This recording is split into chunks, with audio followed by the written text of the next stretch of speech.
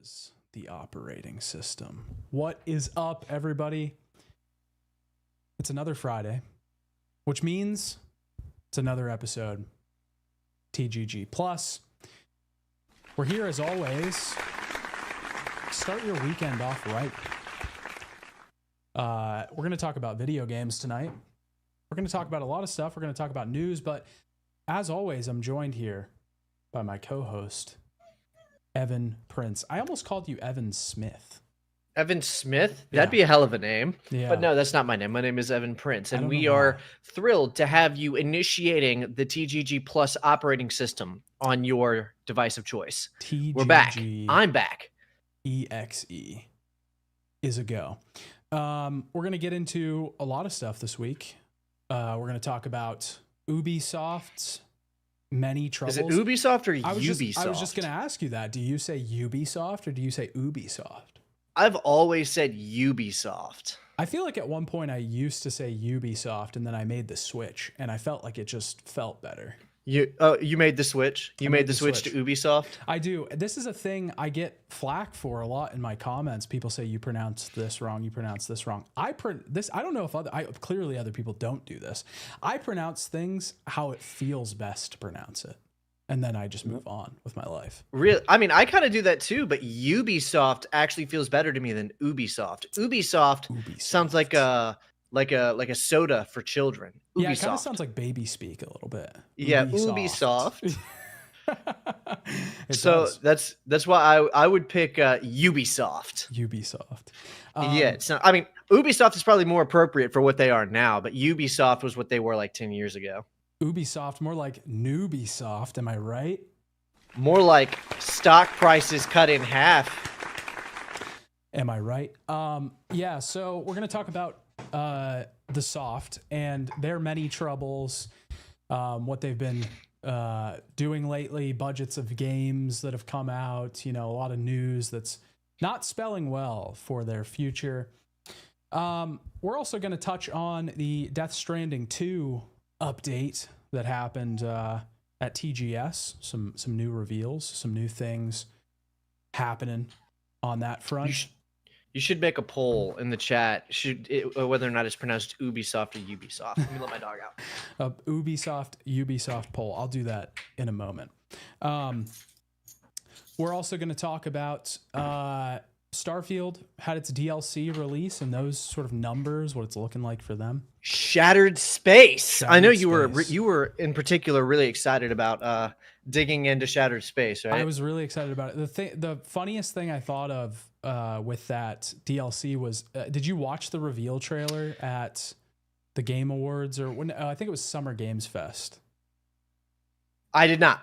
I did not watch that. It was like the trailer itself was fine, but they used this song that was like a lo-fi, maybe like R&B song.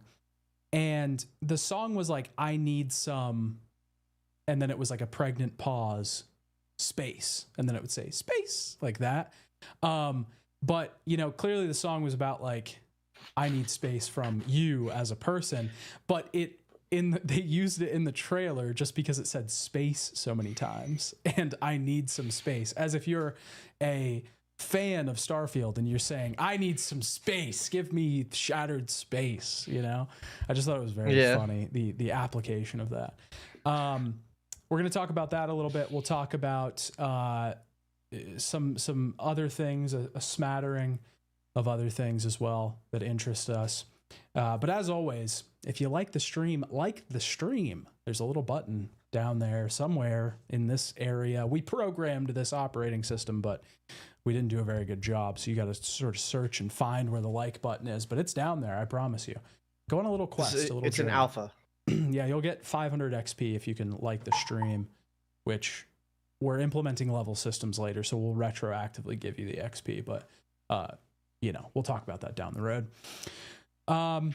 Before we get to all that, how was your week? What have you been up to? What are you doing? A lot of times I try to have at least something interesting that I can say that I've done in the past week, but this week has kind of been a little bit low key for me. As you know, I live in the northern part of Florida. We had a hurricane almost wipe us out. not too long ago. So I think we this last week has just been me kind of getting some work done. I did watch the Marvel movie Doctor Strange with my girlfriend. The We first did one? watch that. Yeah, the first one. Okay. Was it any good? I've never seen that one. I've seen the second one. I haven't seen the first one. It's better than the second one by a lot. Okay. I think it is from that era of when Marvel movies had that formula that was like competent. Yeah. That was, it was like, if you just follow this formula, the movie will be passable, it'll be good. And it's pretty good. But it was also like on the tail end of that. So it is a little fatiguing with its execution, but I enjoyed it. I think it's cool to see a comic book movie that's unashamedly a comic book movie. That likes to play with crazy cosmic characters like Dormammu from the comics, and it was fun. I think it was an okay movie, and I'm not like the biggest Marvel movie fan, but it was better than the sequel. Okay, fair. Who is that? Benedict Cumberbatch? That's Benedict Cumberbatch. Okay, I don't think I've ever seen anything that I've liked him in. You didn't watch the Sherlock, or did you just not like it? I don't really like that show. Okay, I like it. I think it's a competent. I mean, it's a BBC show, but I mean, for what that is, I think it's fun. From an outsider's perspective, it seems like BBC shows are the equivalent to like CW shows in America. I'd say they're a slightly higher quality, but that's probably not enough. Of similar. This is going to be great stream content as I adjust my mic with the squeakiest. You guys hear that? You getting all that? We already told them the operating system is still in alpha. That's like true. They're expecting. Okay, we're working out the bugs. Yeah, it seems like they had because I liked Sherlock when I was younger, when I was in like high school, and I liked they had a show. That wasn't BBC. I actually don't know what else was on there. I guess Doctor Who is probably on there. I liked that. That's at BBC. One point, yeah, but I don't really. I mean, watching that stuff now is just like, holy shit! Was I brain dead or what? Is it that bad for you? Yeah. You don't like it that much? Yeah. Well, it's the thing I don't like about Sherlock. It's actually kind of the same thing as Dexter that I don't like about Dexter. You just don't like the fan base. No, it's not the fan base. It's like a power fantasy for like people who could never imagine themselves beating somebody up. You know, they're like, I can't imagine myself so like House in an action movie. Yeah, so I have to intellectually battle my opponents. You know, like that kind of thing. Yeah, there's definitely that's not fair for Dexter because that character is like a black belt jiu-jitsu and beats the hell out of people constantly. I was more talking about Sherlock. And Sherlock, I mean, it's based on like classic books, classic literature. Well, I know that, but I'm saying the way it's written, obviously. But I mean, yeah, I guess I see what you, because that is definitely, there are a lot of shows like that. Like House is another one that is that exact same way. Yeah, there was that show called I didn't watch it, but there was a show like that called Lie to Me, The Mentalist, Psych. I know what you mean. Any show where you can picture a Facebook reel, I guess, or videos, whatever their short form platform is, a Facebook video of like middle-aged dads liking and like eating the shit out, like just being like, this is awesome. I don't like that show. So if I watch it and I'm like, I can picture a scene of this in a Facebook short, I'm not into it. That is, in a weird way, kind of you not liking the fan base, though, isn't it? Because it's the fact that you don't like the idea of who would like it that makes you not like it. No, I think it's just a Venn diagram, because if that, it's not a cause and effect thing. It's like if this is the case, then I'm probably also not going to like it because of the content. You know, I mean, I wouldn't be criticizing you for that either, because I mean, there's plenty of stuff that I see and I don't want to watch it because I know the kind of people who like it, so I don't want to like it. Yeah, that's so I know what you mean. I don't think that's an unfair take, but it happens to correlate across the board, is what I'm saying. It's like 99% of the time, if I can picture that, I'm probably not going to like it. What's weird, we talked about this off stream not too long ago, but The Sopranos always matched that for me, though, and so did Breaking Bad. Like, but you like those, right? But those match that exact same description you just gave me. Well-written shows. But you don't think you think Sherlock is like poorly written? Yeah, I think so. And it's also it's a pretty Tumblr show. too. A Sherlock. Tumblr, yeah, it had a huge Tumblr fan base for a while. I think it's pretty Tumblr show. Yeah, I don't like love The Sopranos or Breaking Bad. I think they're good shows, but what do I don't really you like love? I don't know any show that you're like, yeah, dude, TV. I unashamed. Yeah, what's a show that you're like, I unashamedly appreciate and like this show? You know, Star Trek, I X-Files. Star Trek, huh? Which Yeah. one? I personally prefer. Does Tumblr even still exist? I think it does now, right? Didn't they take it down? Didn't they take it down because they took away porn or something from it, and then they took it down and then they brought it back or something? I think it does exist now, but I think it went away for a bit. Star Trek. I actually prefer the original series. Okay, so the classic. Yeah, I do like Next Gen, of course. Everybody likes Next Gen, but I do prefer the original series. That's probably because that's what I grew up on. My dad watched that a lot when I was a kid. And that was when I became an adult and I started watching it on my own. That was like the first one that I went into. So okay, but you like that for like nostalgia's sake. I mean, what's a show that you like and you're willing? I like it. I genuinely. But you think love Star Trek. So you think Star Trek is more well written than like Sherlock or like Dexter? Yeah. That's a little bit crazy to me. It's because I've seen some episodes of Star Trek and it's fucking lame. I mean, dude. it's hit or miss. There's some really bad. It's like X-Files is the same way. There's some really bad episodes of X-Files, and there's some amazing episodes that are like the best television you'll ever watch. I appreciate both of the shows for what they are. By the way, I got nothing against Star Trek or X-Files. It's just funny to me. You have such unique taste, and I appreciate it. I appreciate it. TV over the year. I used to really love TV when I was younger. I used to really. I feel like when I started to get into TV was when I was in high school, and it was kind of like, you know, the renaissance of TV. It was when actors started to take TV really seriously. Just so happened to be the time that I started to get into TV as well. And this was when, you know, kind of The Sopranos had already ended, but like Breaking Bad was on TV.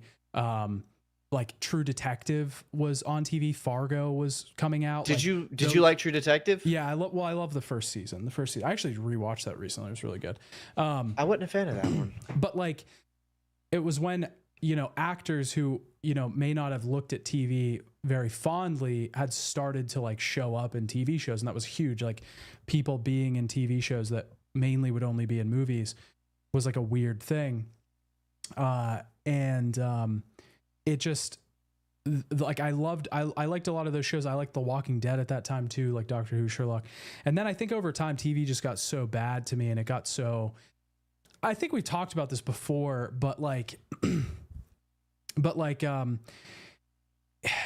you know, with the advent of like streaming platforms, and with so many streaming platforms and so much production of media constantly, the idea of a like cultural zeitgeist around media has kind of started to die pretty rapidly, because there's really no like water cooler stuff anymore. You know, there's no like one show that everybody's watching that you go to work. Like when Breaking Bad was on, you would go talk to your friend. Everybody was watching Breaking Bad. Like, that was the thing. You know, and there really isn't that thing anymore because everything's so segmented. This guy could be watching whatever Peacock original just came out recently or something. And I think it's a little harder to stomach with TV because there's so much of it. You have tenfold, you know, television shows that have 10 episodes each that are an hour long. Whereas with movies, you have tenfold movies that are, you know, 2 hours long or something. So I think I just got out of TV entirely, where I was like, I can't watch anything. I did like Succession. Succession was good. But I'm not super familiar with The Walking Dead, but you would say that you don't like that. That's not something you like. Okay. Are there any shows that are like cool and like have action in them that you would say are like well written and you like? Reacher. I like Reacher. Okay. All right. See, that's what I was looking for. I was looking for something like Reacher that you would say that you like and you think is well written. Yeah. Reacher was good, or is good. I haven't finished it, but I like Reacher. I don't know. I guess I don't watch a lot of action shows. There aren't like a ton. I don't know. I guess it's just not a thing that I watch a lot. I guess I watch more drama shows than anything, but Yeah, that's I watch dramas shows. You know, I've seen my share of drama shows, but I always find it the thing about drama shows is it's easy to like them because they're so accessibly digestible, if that makes sense. Because like what's a good example of this? What's like that show Suits. You ever seen Suits? yeah. It's easy to like that show because there's nothing bold about it. It's just a show. Everything is to a degree believable except the capabilities of the characters in question. Mm-hmm. There's nothing happening that would make someone say, you know, what the hell am I watching? You know, and that's something that action sequences like Reacher, breaking a person's legs into a weird contorted thing and shoving them in a trunk. You know, Mm-hmm. that's what I'm looking for. I'm looking for a show that you like that has something bold or intense like that you say, okay, I like that. Yeah, I guess I don't know, because like I said, if I'm watching TV, it's usually like older stuff that's like Monster of the Week, you know, Star Trek, Mm-hmm. X-Files. Those are my go-tos when I with TV. Those are my go-tos. I love those two shows. They're great. But I like weird ideas, like weird, interesting worlds that you can explore for a long period of time across a lot of episodes. And TV's sort of gone away from that now. TV's mostly just a long movie or a long series of movies, It definitely is. you know, and I'm not as into that. I prefer that actually, but the problem is you have to be so good to do that because 12 hours of a movie is so hard to do. So most of the time you just end up with massive bloated shows where half of it could just not be there. Actually, I do like TV. I like comedy shows. Okay. See, I'm not a big comedy guy. I like comedy shows. And speaking of, I had this written down on my notes because this week they announced a Whitest Kids You Know Blu-ray box set that came out, or it's coming out in October, or December. But they're taking pre-orders for it, and that's like one of my favorite sketch shows. So I do really like TV, but it's probably mostly comedy. Like I like Seinfeld a lot and stuff. I don't know why I didn't even think about that, but yeah, mostly like comedy shit. Yeah. Okay. Yeah, I can see it. I'm so much pickier about the comedy that I watch. I treat comedy the way you treat like serious shows. I basically don't watch anything comedy. I'm pretty picky too, but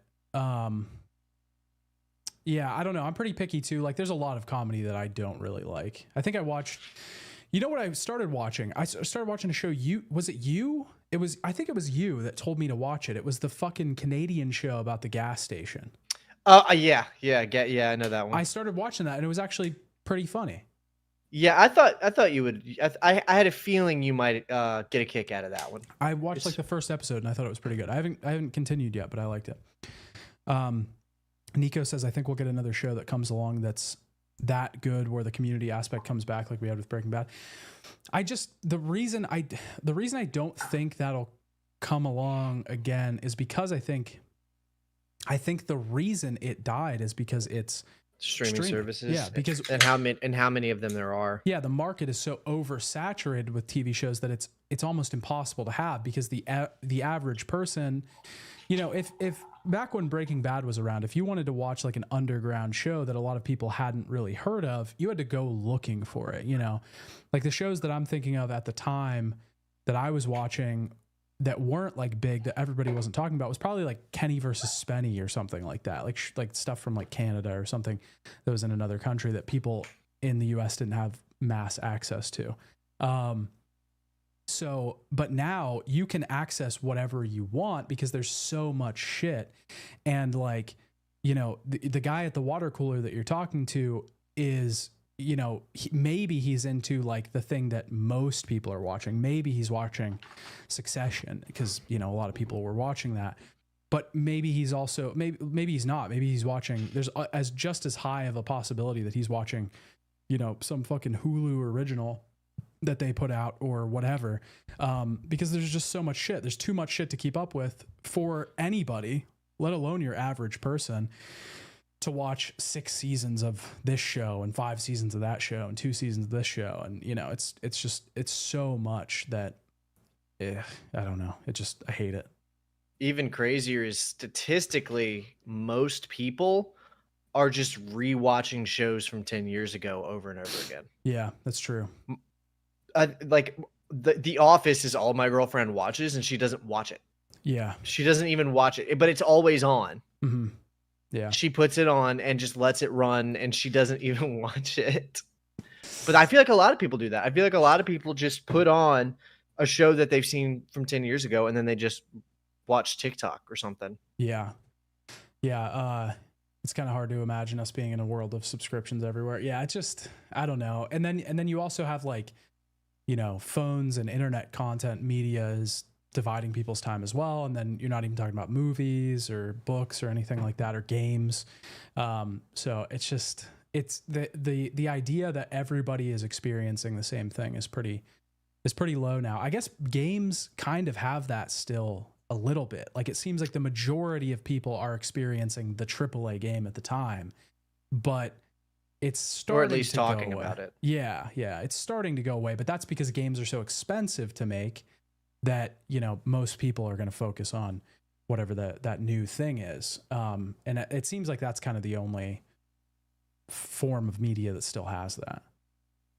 Which is interesting. I imagine you'll still have something that the majority of people are talking about or relating to, but it's going to be something that has the biggest marketing push. And I only think that because it's what happens in music. So there's music probably is the most eclectic, diverse, and largest media library I can think of. There's probably over 1 billion different songs across streaming you can go listen to. But the whole fucking world seems to know who Sabrina Carpenter is. Yeah. I don't listen to Sabrina Carpenter. I don't listen to anything about that type of music. I don't even like that kind of music.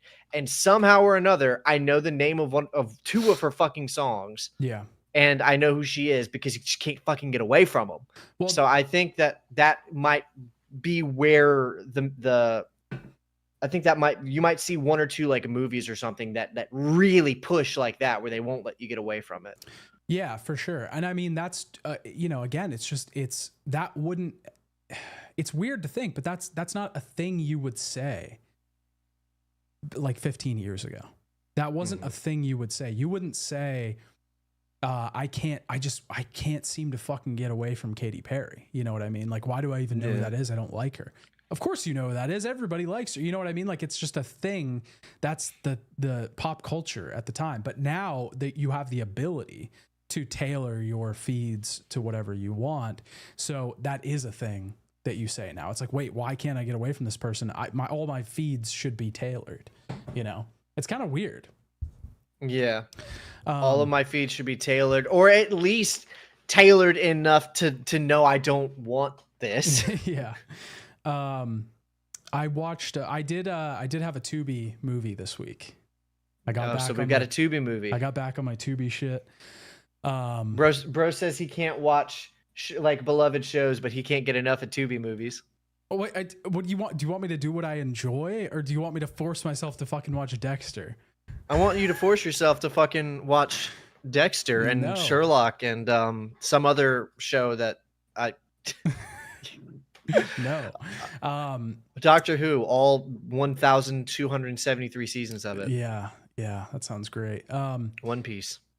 No, I was looking for a horror movie to watch on Tubi because it's October, so I was like, okay, I'll watch a few bad horror movies. Horror movies. Yeah, horror movie month this month. So I found this one that was called Camp Vampire, and I was like, okay, I'll check this out. It looks pretty fucking bad. So I started watching it. It turns out it wasn't a horror at all. It was like a comedy horror kind of. And it was just about this like vampire hunter who's holding like a conference on how to hunt vampires. And it was like weirdly sexual the whole time. Like there was like 1,000 dick jokes in the movie. Extremely low budget. It was really bad. I wouldn't recommend it. It wasn't very fun. I thought there was going to be like some kills at some point, at least like some good bad kills, like a head exploding, but it's just like jello in the middle or something. But it was just, I think the final like battle was just, he was like shooting a water gun full of holy water at them, and it didn't work. Are you only ever interested in like horror movies that nobody's heard of, or I mean like bad horror movies, or do you ever think about watching like bad horror movies that people like, have like, or more well known? I mean, I've seen some bad horror movies that like people Like know, like the Blood and Honey movie. Did you watch oh that? yeah, I don't like stuff like that because it's trying to be bad. You know what I mean? I like sincere stuff, like stuff that was made on like they were trying to make a good movie and it turned out bad. That's funny. That's interesting. Stuff like Blood and Honey is like trying. It's not trying to be good. It's trying to be like shit. Do you just like watching people fail? I don't. No, it's not necessarily watching them fail. I mean, that's part of it, but there's a sincerity to it. Whereas like there's nothing sincere about like Sharknado or something like that. Those movies are trying to be bad movies. That's boring. It's not sincere. You didn't try to do this out of the, like, to try to make something. So I respect when somebody tries to make something. It's boring if they're aware of how stupid what they're making is, but it's not boring if they thought this was going to be good, but they just failed super hard and they made bad. Yeah, because at least there was an effort there, and then you can like accurately critique it. When you make a bad horror movie on purpose, it's like you can't even accurately critique it, right? Because it's like, what were you trying to do? Am I supposed to judge this? Is it really good if it's bad? You know what I mean? Like it's all flip-flopped. You can't even. So the joy is from the judging of it. The joy is being in a situation where you can judge the shit out of something and like it's so clearly bad that it's easy to do. No, I mean, if you're watching a bad movie, the joy is how bad it is. If it's fun, if you're having fun with how bad it is, I would say. As simple as I can put it. It's just I don't like bad movies at all. I can't fucking movie?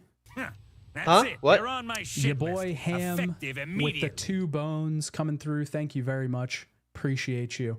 My fave bad horror movie is Dead and Breakfast. 10 out of 10. I will check that out. Maybe that'll be my next watch because it's probably going to be better than me looking up random random horror movies on Tubi.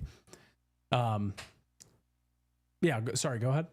Well, yeah, the questions are genuine because I derive zero entertainment or enjoyment of watching bad movies, especially if they were trying to be good. That makes it worse for me because I'm watching it and then I just feel fucking terrible because I see that they were trying to be good and I know how bad it is and I'm not enjoying it at all. So I don't know. I'm genuinely, to a degree, I'm always fascinated by people who like love watching bad movies. Like I remember The Room was the one for a long time. Everybody would tell me how fucking funny. Middle school or something.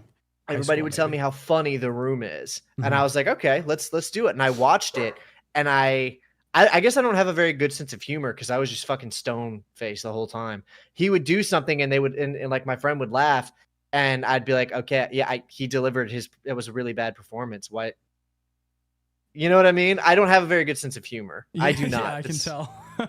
I really don't. I'm aware of it at least, That's why I really don't watch very many comedy things. Like, I mean, you know what makes me laugh, like Fish Tank or like Smiling Friends or something like that. Yeah. I don't have a very broad sense of humor, but so whenever you're narrow kind of thing. Very narrow. Yeah. So when you're telling me that you like watching bad movies, I'm not interrogating you to be difficult. I'm genuinely interested in where the pleasure is coming from as you're watching a shit movie. It's hard to kind of analyze it fully on the spot and have like answers to your questions and not get caught in a trap.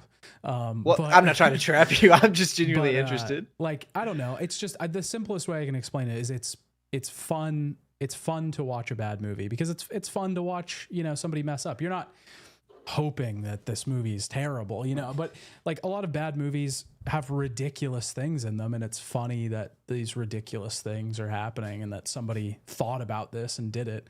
And it happens to be fun. Okay. Yui Bowl is a great example of bad movies. I thought you liked him. I like him conceptually. I don't like any of his movies. I watched the Far Cry film and I was just bored and frustrated. The only comedy movie I watched that I got even the mildest chuckle out of was one of the ones, like you said, where he was trying to make a bad movie. Like it was on purpose and he was aware of it. That I thought that was like mildly funny, but even that I thought was bad. I like Yui Bowl as a concept. I'm very amused by him, and I'm more so amused by people's reaction to him, by the industry's reaction to him. That's funny to me. The how divisive he is, the way people talk about him, but actually watching a Uwe Boll movie is not a very pleasant experience. I like that one movie he made called Rampage, but it was like that movie's god awful. Yeah. I appreciated the fact that he just gave up and said, I'm going to make the most like psychotic, edgy bullshit I can. Yeah. And I was like, I see what you were doing here. I understand what you were going for here. Yeah. Yeah, I think the thing is, like, when it's trying to be bad, and that's not like a slight to say like I don't like it. Like, a lot of people like those movies. There's a reason why those like Sharknado movies and shit there's a reason why people keep making those movies, because there is a subsect of people that do like to watch like purposefully bad movies. Well, they're parodies, right? Yeah, like, they're effectively parodies. That's what I was gonna say. It feels like I'm watching like epic movie or something, or scary movie. Like, and I'm not that. Do you like those movies? No, I don't really care for those things. So it's like it just doesn't. There's no fun in that for me. I like when somebody's sincerely trying something, because there's heart in it as well. You know, there's no heart in like making a bad movie on purpose. There's no soul there. It's just I see. bullshit. Yeah, that it makes it worse for me if I see sincerity, because I fucking hate what's called cringe humor. What do you mean by cringe humor? Cringe humor. It's like the comedy, like The Office has some of that, where it's like this, you're watching it and like the situation is awkward, and like that's the joke, is like this is kind of awkward and weird and what's happening. So you don't like people like that. You don't like Nathan Fielder stuff. I don't even know who that is. Oh, okay, never mind. But that kind of, and that is what I'm getting from this, is like the fact that they were trying to do it, and it's almost kind of like a little bit embarrassing to see the product that they put out. You know what I mean? Yeah. I don't like that. That's how I feel when I watch a movie where it's like it was sincere, they were trying to do it good, and it wasn't good, and then I'm just like, you're like a robot. You know what I mean? You're like, I cannot compute. This is not good. Why would I be having fun? It's not good. Unfortunately, it's probably not a good. People have told me that I'm like a robot in the. I seriously do. I like process information. I'm like, what is this? Yeah, it's a problem. It's a weakness. It's not a good thing. No, I mean it's fine. You don't have to like bad movies. It's just something it's a sick pleasure that I enjoy. Sometimes I'd rather just watch something that's fucking terrible than actually watch something good. I think there's also, you know, like a lot more effort that you have to put into watching something good, right? Like when I was thinking about watching a Tubi movie, the other movie I was going to watch was, which I need to watch tonight because I'm working on the Death Stranding video, is a movie that Kojima talked about called, I think it's called Faces of Another or something. And it was a Japanese movie that was adapted from a Kobo Abe book. And it was this, you know, movie from the 60s. It's black and white. It's just very like emotional piece and stuff. And like, I like stuff like that. Obviously we've talked about this on the show before, but there's more effort involved to that. Like I have to understand it. I have to like, you know, comprehend it and pay attention and stuff. With a bad movie, it's just kind of like I can fucking dead out here and just watch the shit happen. Yeah, I like that too, where it's like I want to turn my brain off and just enjoy it. But I love that's my place for mid-action movies, you know? Yeah. That's why I love the Fast and Furious movies. I know those aren't good movies, but I like them as if they were. Yeah. Does that make sense? I love mid movies that really probably are objectively like not great, but I get to really have, like, Van Helsing is the movie is a good example of that. It's like, this isn't very good, but it's fun and it's mid and it's actiony. I like stuff like that. It's not actiony, but a great example I have of that is Have you ever watched Under the Silver Lake? Never even heard of that. It's with it stars Andrew Garfield, and it was this movie about like this.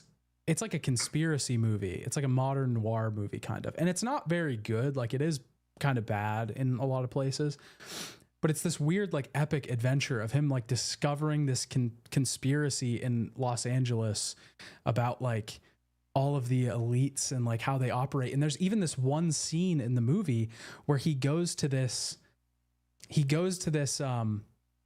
this guy's house, and this guy writes, he reveals that he writes all of everyone's music, and he puts secret codes in the music.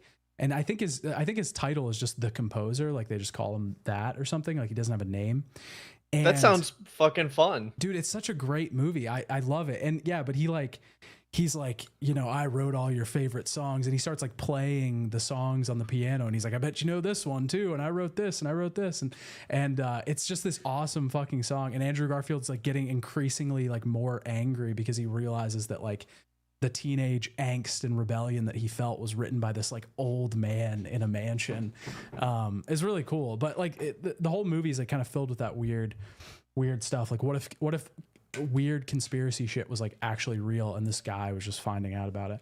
That sounds awesome. I might watch that actually. But it's not like like a really good movie. Like there's a lot of criticisms that I have about the movie, but I feel like those mid movies or like controversial movies are like the ones that stick with you. If you like them, you're like, I want to watch that again.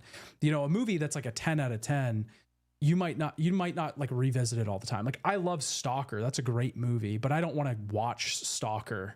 Like I don't want to watch a Russian fucking, you know, artistic thing. Like I just want to, you know, I want to watch those movies that I'm like, I know nobody else likes this, but I really like this, you know? Yeah. I think you're exactly right on that. Yeah. I love a good mid movie. Yeah. Mid movies are great. Like the Pirates of the Caribbean movies are pretty mid. We were talking about that right before we got on stream. We were, yeah. There's just some good mid movies. There's I a love those big movies. fan. Like a lot of people. That's a weird thing I found. Like talking to people throughout the years. Like you'll just meet people and they're like, yeah, those are great movies. I love those movies. I'm like, what the fuck, really? I just never got it. But I didn't realize how many like genuine Pirates of the Caribbean fans were out there. I wouldn't say I'm a fan, but I've seen. No, I guess maybe I'm not saying necessarily you. I'm just saying there's a well, lot of. I mean, I have seen every movie multiple times. They are great. If somebody said right now, "Hey, do you want to watch like Pirates of the Caribbean?" I'd be like, "Yeah, that sounds fun." Big Johnny Depp guy. Let me. No, not really. I don't. I can't think of a single other movie with him in it that I like. Not one. Morrow said Nathan Fielder's a god. That is true. Nathan Fielder is a god. There's a thing where some things are bad, which makes them cool or cult. Yeah, I mean that's the whole B movie horror or B movie argument in general. Isn't there any like family friendly action flick with cowboys that you like that would be comparative to Pirates of the Caribbean?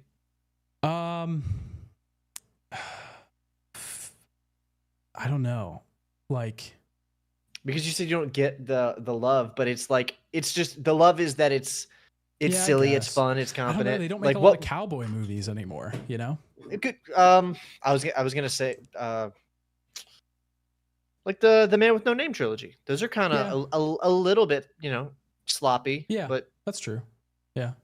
But I like those too, and I don't even like cowboys. Yeah, those are just everybody likes those. Yeah, those movies are great. All right. Do you want to? Should we go into the Ubisoft stuff first?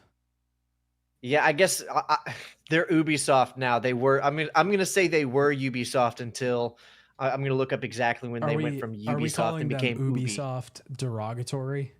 Yeah, Ubisoft parentheses derogatory. I'm gonna figure out the exact year they transitioned from Ubisoft cool to Ubisoft derogatory. Yeah. Okay, so this thing with Ubisoft.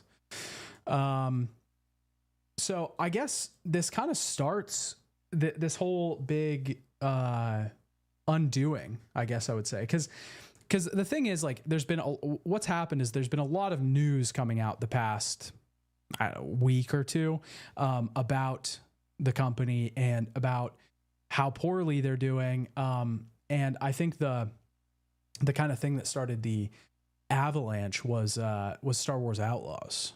And it was revealed this week that the game has really only sold like 1 million copies since it launched. Not do nearly as well as they were probably hoping it would. Yeah, and I couldn't find any big figures, like official figures, because it's pretty hard to find budgetary figures on video games, as we know.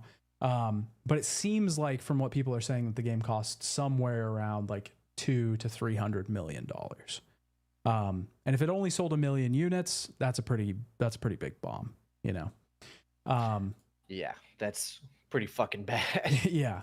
I think I saw somebody tweet that, you know, that the new Yakuza game had sold 1 million units in like the first week or something. And they said Yakuza is now officially a bigger franchise than Star Wars. I thought that was pretty funny. Well, I mean, 75% of the fan base, Star Wars fan base, didn't buy Outlaws. Yeah. But yeah, so that was a pretty big hit for them. And then recently, now this one I would take with a grain of salt. I don't know. This came from a YouTuber that did like a video about Assassin's Creed Shadows and like insider information and stuff. I don't know this YouTuber that well. I don't know if this is credible information. I just know that a bunch of people are reporting it, but they were saying that the Skull and Bones development supposedly cost $650 to $850 million. And that game is not doing very well either. That can't be real. There's no fucking way. That is an absurd amount of money. That's what I'm saying. I'm saying just take it with a grain of salt. It says, this article specifically from 80 Level, I guess their name is, says that the figure was previously reported to be 200 million. And this insider claims to supposedly say that it's 650 to 850 million. So I don't know if that's true. If it's closer to 200 million, like the previous figure said, then I mean, it's still bad. Their all-time peak on Steam is like 2,500 people. Is the game even out yet? Which game? Skull and Bones? Yeah, it dropped, I think. I don't know if it's in like early access or if it's in oh yeah, it's out. Okay. Yeah, I was pretty confident it dropped. Yeah, it's only like 2,500 people on Steam peak, and playing like 24 hours ago was like 300 people. So it's not doing well. Even if it was a $200 million video game, that's still probably a larger bomb than Star Wars Outlaws was. So regardless, like they're just having consistent projects that aren't returning. Honestly, I, for one, wouldn't blame Outlaws solely for the issues Ubisoft are going through. They put out a lot of bad games for a few years now. They've had a lot of goodwill to ride on. Now, Outlaws just broke the camel's back. Yeah, for sure. I think what I meant with saying like this whole thing started with Outlaws was kind of like this is us finding out about all this information and like about how bad they're doing. Yeah, like the information trickle is kind of came from that whole thing. But yeah, this has been a situation that's building for years. Ubisoft hasn't been doing well. I think I actually pinpointed the exact moment where Ubisoft went from Ubi to Ubi. Okay. Hit me. And I have a little bit of an explanation for it, but I think you're going to pick up on it. 2014 Watch Dogs. Okay. Watch the OG Watch Dogs. Yeah, I think when that game released, because they still put out a several games after that I really liked, by the way. Ghost Recon Wildlands, for instance, fantastic. But I think that game coming out, it's the lies they told about that game. I don't know. Are you read in on all that at all? No, not really. I'm not clued in on that. When they I was super excited for that game. I pre-ordered it and I bought it on release day. When they revealed Watch Dogs, the graphics were too good to be true. They were unbelievable. And then when the game came out, they actually were like nowhere near close to the supposedly real-time footage. Okay, I remember that. Yeah. They caught a lot of flack for basically straight up lying to people. They're showing things happening in the game that do not happen in the retail copy.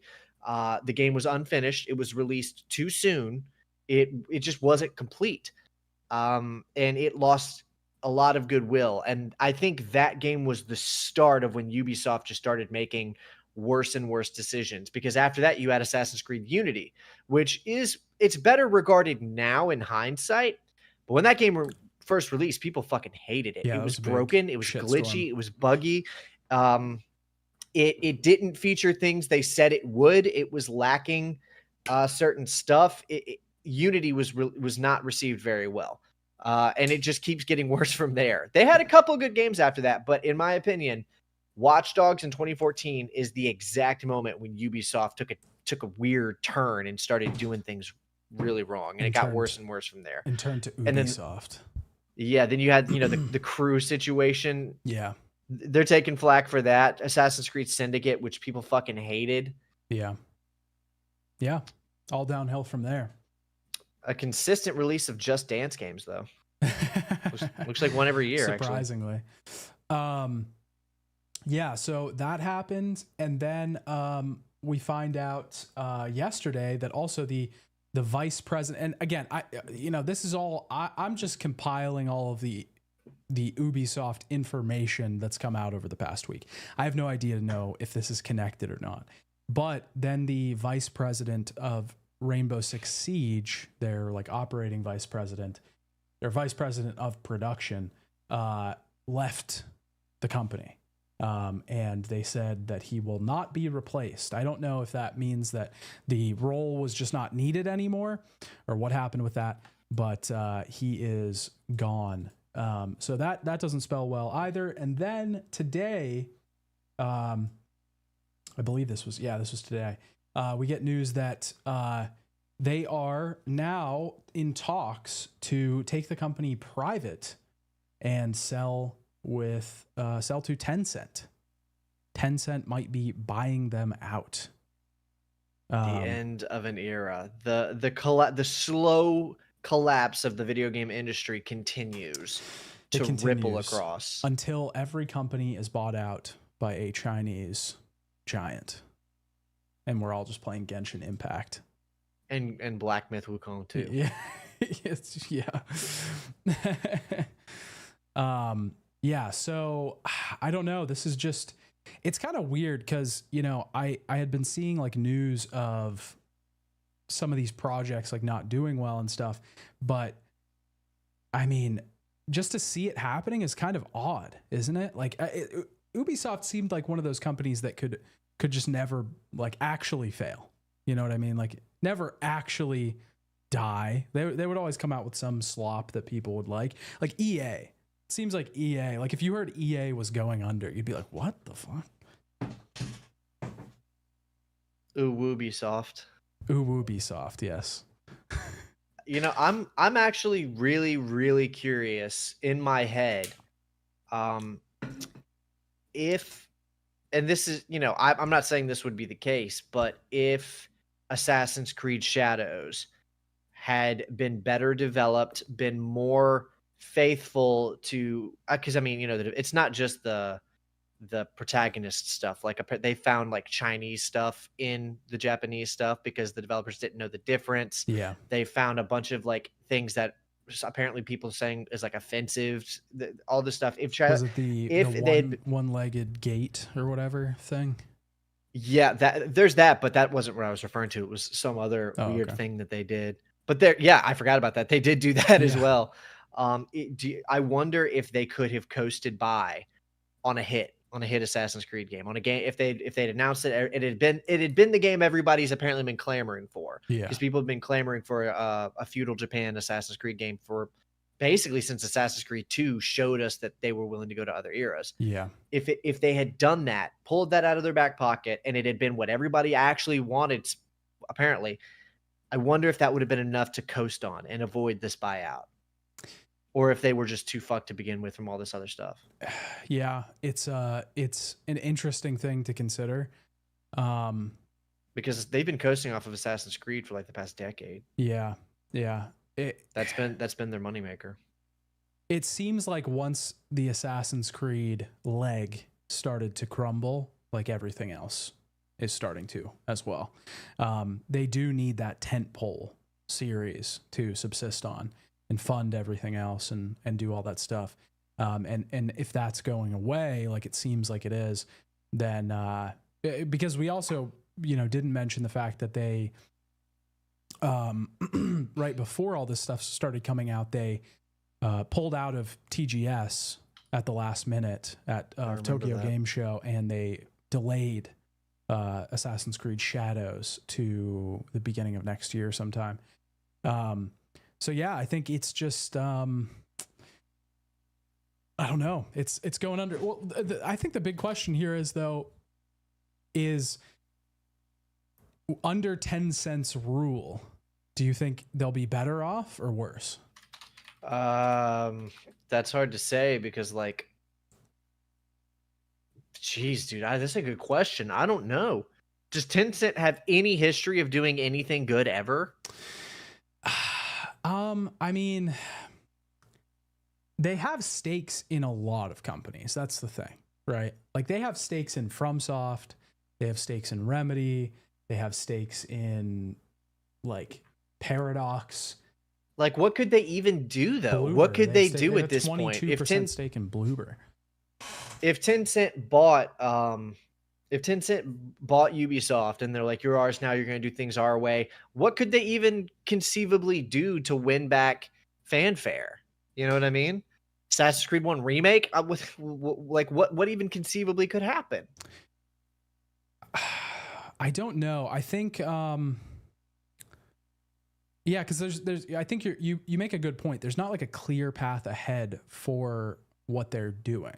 You know what I mean? Like it already seemed like Ubisoft was trying to do the money things, the big money things, and it wasn't working.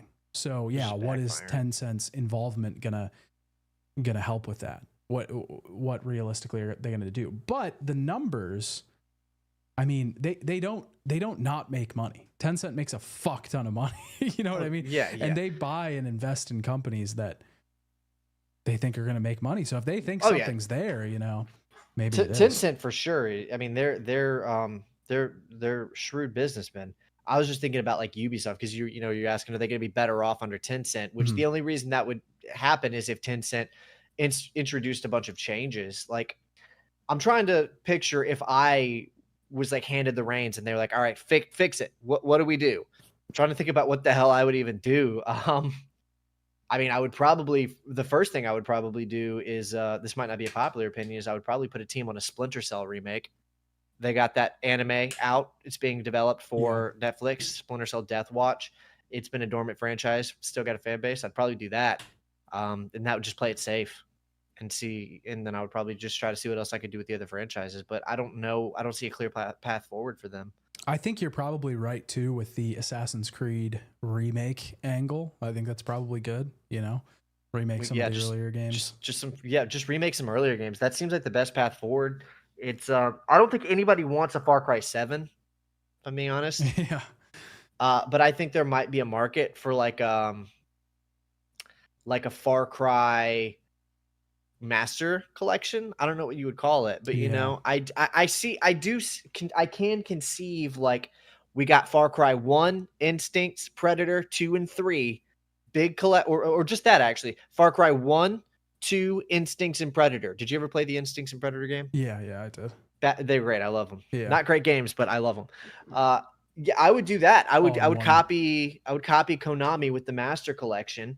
I would grab Far Cry 1, 2, and the Instincts Predator spinoffs, and I would package those into some kind of like port where they're all accessible from one menu, so that people who like later games that didn't play those could play them. I would remake Splinter Cell, and then I would do something with Assassin's Creed. I would not make any fresh games. Yeah. I think the other thing I want to point out too, though, is that, when we're talking about stuff like this, we're saying what's the best financial path forward. I feel like we have these hypothetical conversations a lot, and then people think that we are talking about what we want, right? you know, and people think we just want remakes and master collections. Like we're saying, how do you get out of this sticky financial situation? Not necessarily like what is artistically just make a new fucking IP. How about that? You know, but yeah, that's super financially not good. But good it's idea, not. though. Yeah, it's a huge financial risk, and it's not a great thing to do when your company is so underwater that they need to be bought out by another one. I do think as a fan, I would probably buy those things I listed, though. I'm not saying that that's like, you know, what's the most artistic, like interesting thing that Ubisoft could do. I'm not saying that. I am definitely coming at it as from like he said, an angle of we need to make some fucking money and we need to not spend a ton of money. Wait, Does Ubisoft own Prince of Persia? I didn't even realize that. Oh yeah, I forgot about fucking Prince of Persia. Yeah, they do. That's your move right there. Prince of Persia remakes, Master Collection. Yeah, Master Collection, whatever. Yeah, that's your move. I forgot about that. I'm not too interested in any of that shit. I don't care about Assassin's Creed or what are the other ones? Star Wars, Ghost Recon. I don't care about it. Ubisoft does have some really great older games that have just basically been abandoned. Yeah. That could really benefit from like some touch-ups, some remasters, some ports that people would buy that would be very cheap to develop. Yeah. Yeah, for sure. That would be if Tencent said well, obviously they wouldn't. I'm just, you know, we're hypothetical here. If Tencent grabbed me and said, "What do we do?" I would say this: we need to spend as little money as we can and make as much as we can. And remakes are in. This is the path. We need to go grab games that are already made, touch them up, re-release them. For sure, 100%. Maybe doing something with a smaller team and a lower budget would be good. I mean, if you have, you know, if Tencent buys them and they have the financial leeway to just do a AA project, then yeah, maybe try to get your new IP from that. Who knows? Tencent, they tried and they did. Skull and Bones is a new IP. By the way. It's not like they're not doing new IPs. Well, I'm saying like just make your normal Ubisoft games, but in a new IP. Isn't Skull and Bones like a fucking Sea of Thieves ripoff, like an online pirate? I don't know. I'm not actually sure what that is, but I do know it's a new IP, and whoever fucking decided to throw $300 to $600 million at it should probably be moved around in the company. Yeah. Well, it's that fucking always online. This is gonna be. I just want people to note that this is gonna be. We're going to look back at this generation, like this era, not generation, but this era of like 5 to 10 years as the fucking always online era where everybody made their always online game and it tanked and it failed and it fucked companies for a while. Like it had a significant effect. Fucked companies. This is going to, you know, it's just like when everybody was doing motion games, you know, or when everybody was doing like VR shit, like, but probably on a bigger scale because these were supposed to be sure things in their minds. Tencent shit cans nearly everyone and then figures out how to make bank off the IP they just acquired. That's true. Yeah. I don't think it's a good move for developers or IP or, you know, from a creative standpoint. I think it's probably pretty bad. But I mean, otherwise they just go under. So if I was some big executive and I paid millions and millions of dollars for a video game company, one of the first things I do is go to all of the people responsible for the company's recent products that bombed, and I would fire them. Yeah. You'd have to figure out. Yeah.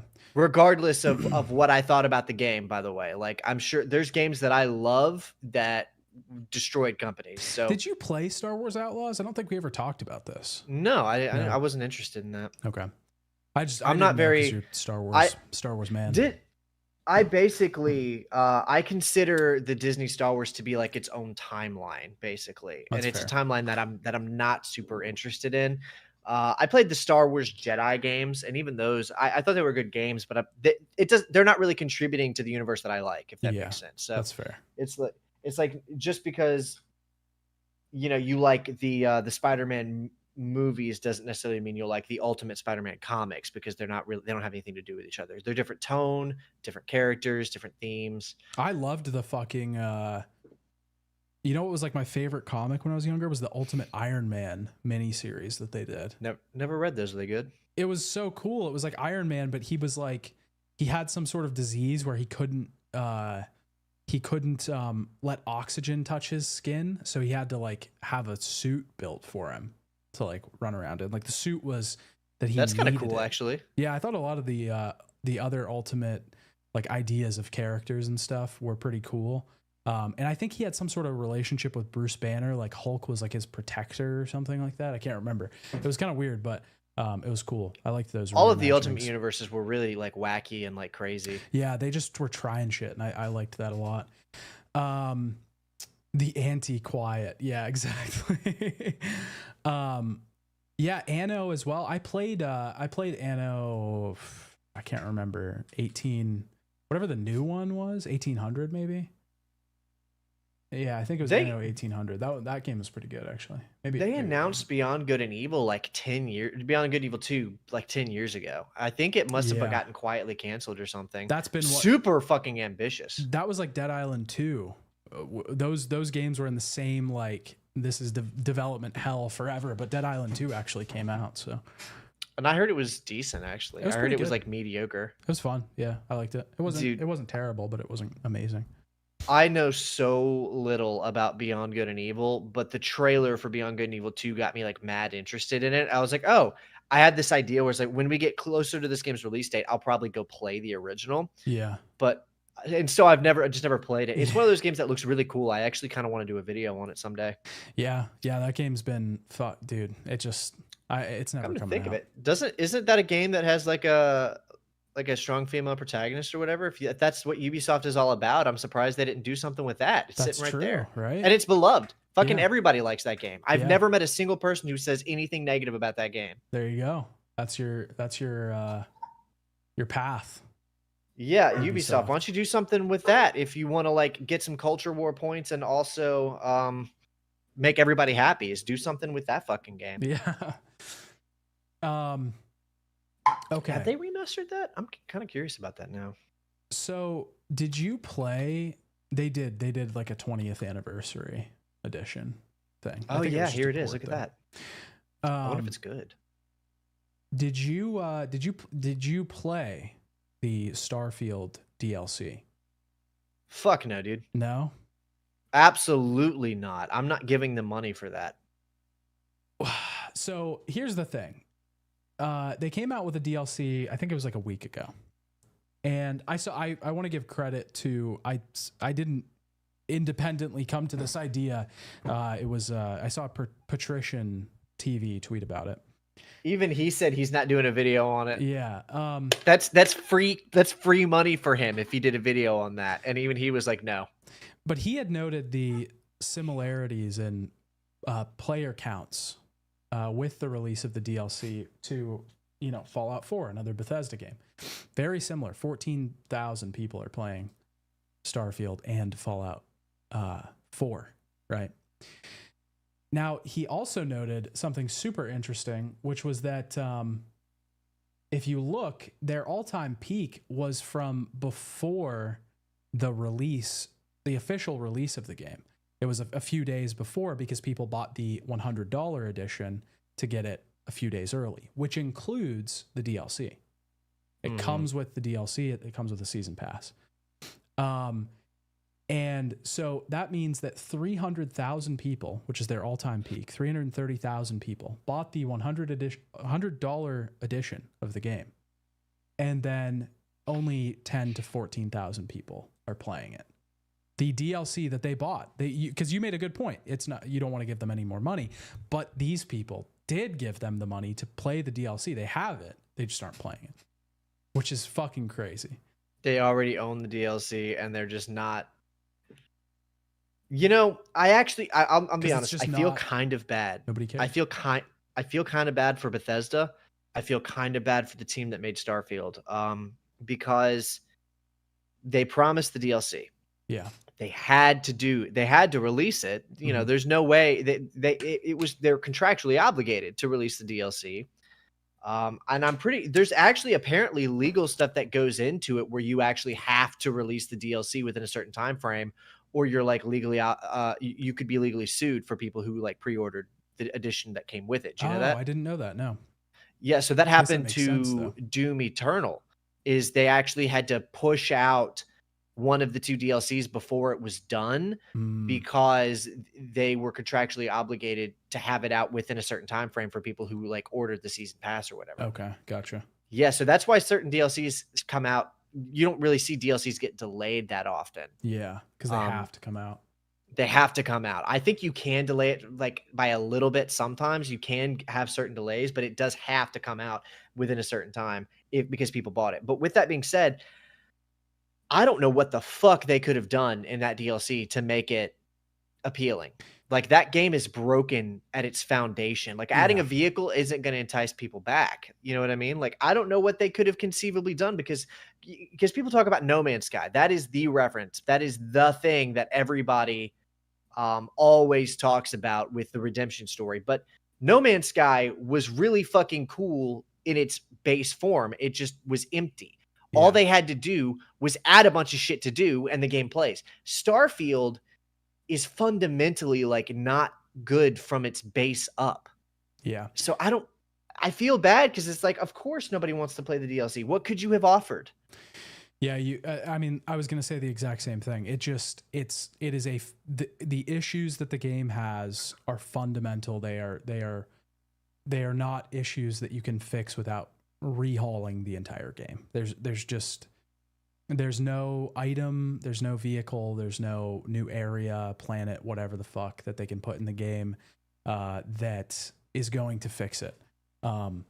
It's I don't think they can have a No Man's Sky type redemption because they would have to spend years and years retooling the game and its story, and it's not feasible. It's way more feasible to just shift and move everybody on to Elder Scrolls 6 and hope They that one's have banger. to. I can answer Neil Fowler's question too, because he says, I don't understand what makes Starfield a worse Bethesda game than Fallout or Elder Scrolls. They're all the same level. Boring. I can answer that easily. Role playing. The reason Skyrim was so fucking popular was because people liked role playing in the world. They liked being all these different things and making up their own. Half of Skyrim is played in your head. It's your imagination. Skyrim is just a board game for you to make up your own stories and shit and then experience it. Starfield, I tried to role play in it, and I actually shifted what I wanted the character to be to something else because I thought it would make it easier for me to role play because I couldn't do what I wanted to do. The reason Starfield is so much worse than previous games is because it will not let you role play. Starfield wants you to experience its characters and story like The Witcher does, but it's not nearly compelling enough of a story to justify that. Yeah. So now you have a game built on top of an engine and a game design that is only conducive to a fun experience when it allows expansive role playing that has constricted you so much that you can't role play and there's nothing left.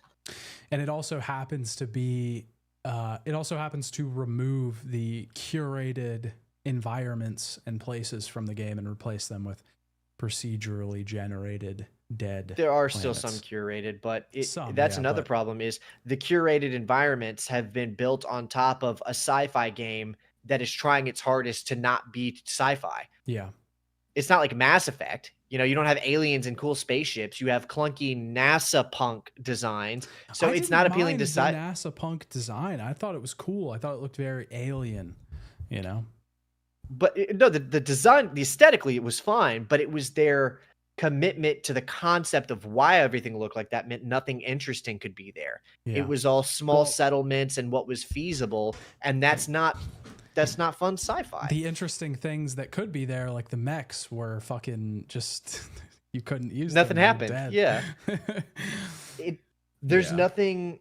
The coolest thing about sci-fi is like fantastical, exciting, weird things like Mass Effect and big epic structures and the exact kind of things that don't exist in Starfield because they're not feasible. The coolest place in the game was New Atlantis. It was the best designed place, and it was the coolest, most interesting place to be, but you can't fucking do anything there because it's just a city, and then you leave.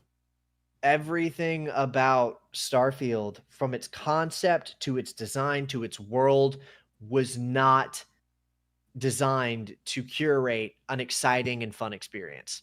Yeah. And the quote they use to defend the fucking game is determining of that, because it's like, oh, do you think, Neil Armstrong stepped on the moon and wasn't like excited or whatever? I don't remember the exact quote, but that was it. It was like, right. That's not a very fun video game though, man. Yeah. I mean, it goes back to, like, fuck, you can make anything fun if you try hard enough. I mean, I'm playing Death Stranding right now. It's delivering packages, but it's made fun because of the way it's designed. Yeah, but also everything in Death Stranding is like weird and interesting. Yeah, that's what I'm saying. The design around the game, the way the mechanics are designed, the way the story and the world is designed, keeps you intrigued. It's effectively just walking, but the walking is done well. You know what I mean? Like you have to make people want to be there, and people clearly just don't want to be there. Yeah. I mean, that's true. I'm a sucker for sci-fi. I love sci-fi schlock. I love sci-fi. I love good sci-fi, bad sci-fi, and I could not stay in Starfield, and I wanted to, and I couldn't. Yeah, it's a shame. It's a shame because I got myself excited for the game, and I shouldn't have, because I knew I wasn't going to like it. I knew the game wasn't going to be for me, even if it was like Skyrim or like Fallout 4. I don't really like Skyrim, and I don't really like Fallout 4. I like the Bethesda things that are in the past, but I was excited for the idea of a big Bethesda game. Like it comes back to the water cooler thing, right? This was when Starfield came out. It was the water cooler game. Everybody was playing it.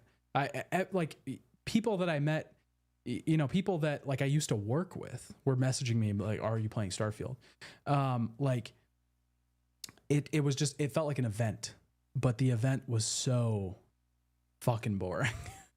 Yeah, you're right. And it is always so nice to have that, It is always nice when the game is out and it's what everybody's talking. Because I remember specifically when Helldivers was super relevant. Yes. And you and I were playing it. And I remember saying to you, it's like, dude, I'm trying to get as much out of this as I can while it's still the thing everybody's talking about. Yeah. Because this never happens for me. Yeah. It's never the game that I actually like that everyone's talking about. Because when GTA 6 comes out, it's going to be that.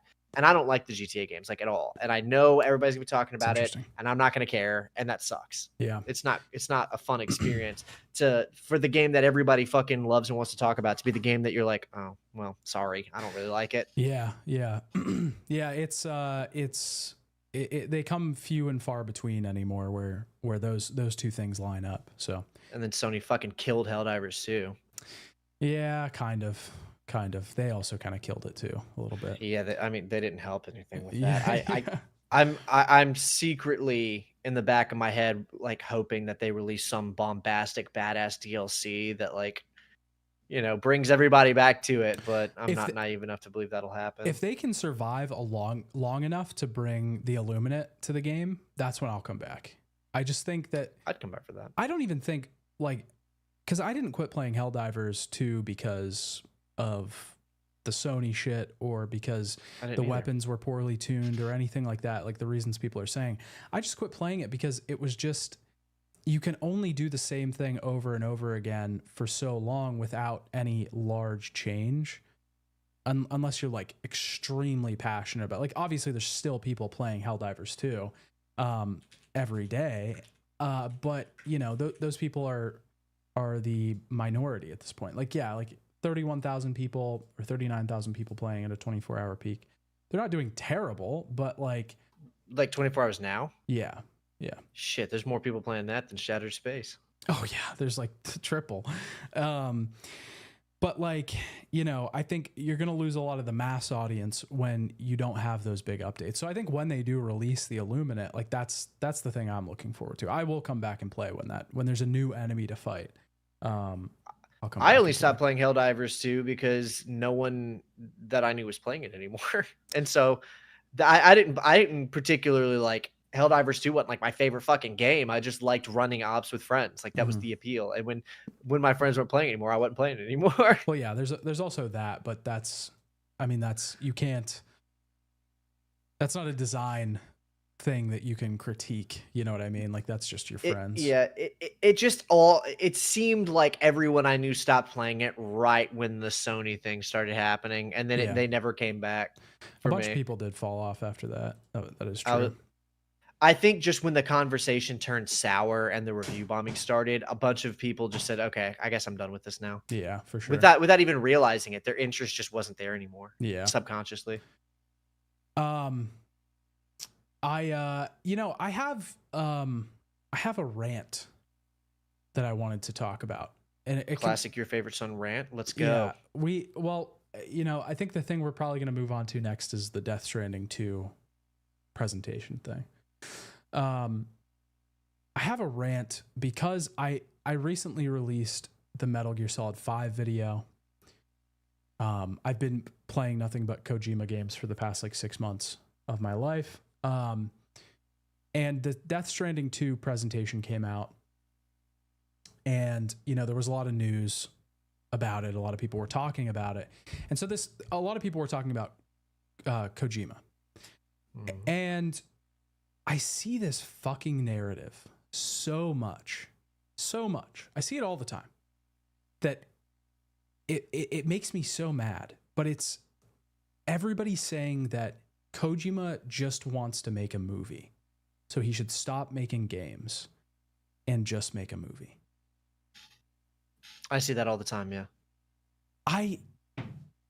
Okay, first of all, I just want to say why it's wrong.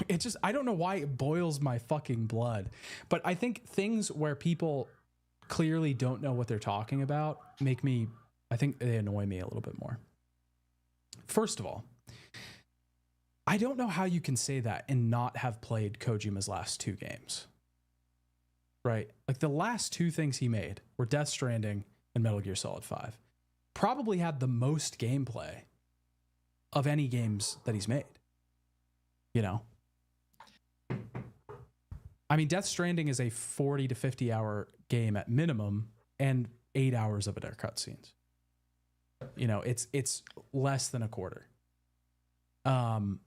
Metal Gear Solid 4 probably had more of a percentage of cutscenes than Death Stranding or Metal Gear Solid 5. Also, to be fair, and I can tell you this from experience, Death Stranding has a lot more gameplay if you play like an ultra fatality run, like an ultra lethal run. Oh yeah. Because I did like an ultra lethal run. It's a lot more to do. I guarantee too, if you play it offline, there's a shit ton more gameplay. You know what I mean? Because you don't have the connection aspect, but I think that would ruin the game a little bit. But that's it. You're on my shit list. Nico, Effective with the 5 bones, thank you so much. We appreciate you. We appreciate your support. I'm sure a lot of people ask you this, but will you be doing a Metal Gear Rising Revengeance video? No, I don't think the Metal Gear series was meant to be eras of Metal Gear. So each video covers an era of Metal Gear that surrounds the main game in the series. So Metal Gear Solid 1 covers all of the games around that era. And I did cover Metal Gear Rising in the Metal Gear Solid 4 video. It's a section that's at the end. The chapters are there. So I already covered all the games. I've covered every single Metal Gear game. They're all in there. If you watch all the videos as a 5 video sequence, I cover every single Metal Gear game at some point. But the other thing... thank you for the 5. Yes, thank you for the 5. But the other thing that annoys me about it is Kojima has said himself that... I was about to bring that up, actually. Yeah, that he wants to make games. That he does... It's so asinine to me to think that if Kojima wanted to make a movie, he would make a fucking movie. Like, he's going to, apparently. He's like involved with a movie right now. But he's also involved in like animation. Yeah, I'm not saying he doesn't want to make a movie at all. But I hate he the wants to narrative make games. That he doesn't want to make games and he just actually wants to make movies. Do people not realize Kojima could do it? Like he could have quit Konami or left Konami, whatever, and then just made a movie. He had that ability. He has that name, that recognition, that star power. I mean, the people he got for Death Stranding, it just was literally him just calling people and being like, "Do you want to be in my game?"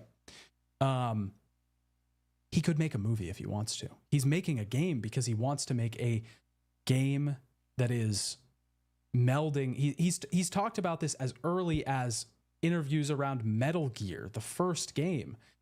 He said that I want to bring those two worlds together. I want to meld the world of games with movies. He doesn't want to make a fucking movie. I mean, he does want to make a movie, but he doesn't want to make a movie more than he wants to make a game. Yeah, he's. I think one of the reasons it's frustrating is because there is. That's it. You're on my shit list. Sophia, effective immediately. With the 10, clean your room and mow the lawn. I actually do need to do both of those things. Those are really good reminders. Thank you. We appreciate the 10 bones. Thank you. Absolutely. But yeah, one of the it's because there's an implication there that I think it's unspoken, but they're implying Kojima is only making games because he's kind of trapped into it because that's what he got famous for doing, and he would rather have been making movies. And he's like, there's a strange little implications that he resents games and he doesn't really want to make video games. And I think this comes from a place where he does try to make his games more and more less traditional in terms of how they play. Well, I guess particularly with Death Stranding. It's like, it's very clear he wanted to give the player consequences for killing someone, right? Yeah. So if you kill somebody and you don't like tediously drag their bodies to an incinerator, you'll get a fucking game over. Well, you know what I mean? If it's in a specific circumstance, I don't know why I can fucking say that, but yeah, if it's in a specific circumstance, if it's not in a populated area, I was actually just researching this today. If it's not in a populated area, you'll just get a BT. But if it's in a populated area, then there'll be a void out, and then you'll get a game over. Yeah, well, because I did that. It takes a while too. It takes like hours, but I did it to see if it would happen, and I dropped the body and I just left it there in an unpopulated area. I actually ended up forgetting about it, and I just got a random game over. Yeah, and it was because of that body. Yeah. The game does the BT thing I love, but the void out thing not so much. I was hoping it would just create like a giant procedurally generated crater, but I knew it wasn't going to happen. Yeah. I knew it feels like a kind of anti-gameplay mechanic. It's decentivizing you from doing the shooty game, which is what most games are. Mm-hmm. Most games are shoot things. Yeah. You know what I mean? So I can see how someone who really someone who wants all of the story and the intrigue and the compelling narrative and interesting characters of Kojima, but doesn't want to be decentivized from the action shooty parts, would be a little frustrated by that, you know, because if you have someone who loves everything about Kojima, but also loves playing his cool spy shooter guy, you might be a little frustrated and be like, this guy doesn't want me to play the fucking game. Where are my gameplay mechanics? Because he doesn't want to engage with the new mechanics. You know what I mean? I can see what's going on there, but that is why it's so frustrating. I can see why somebody's frustrated 100%. I think there's so many of these myths that stick around with Kojima. You know, it isn't just this as well, because there's this too. You know, if you talk to your average person, they're gonna say that. Like 5 out of 10 of them are gonna say, "Oh yeah, he just wants to make movies." You know, and there's that persistent thing. There's the thing about, you know, Konami ruining Metal Gear Solid 5, and it's a complete unfinished game, and there's a secret 3rd chapter shit. I guess I'll take him. Okay, can you do that? Yeah. Okay, but there's. Okay. I'm probably gonna be out. All right. We're gonna Thanks listen to for their letting me know. conversation. Listening. All right, bye. We're listening.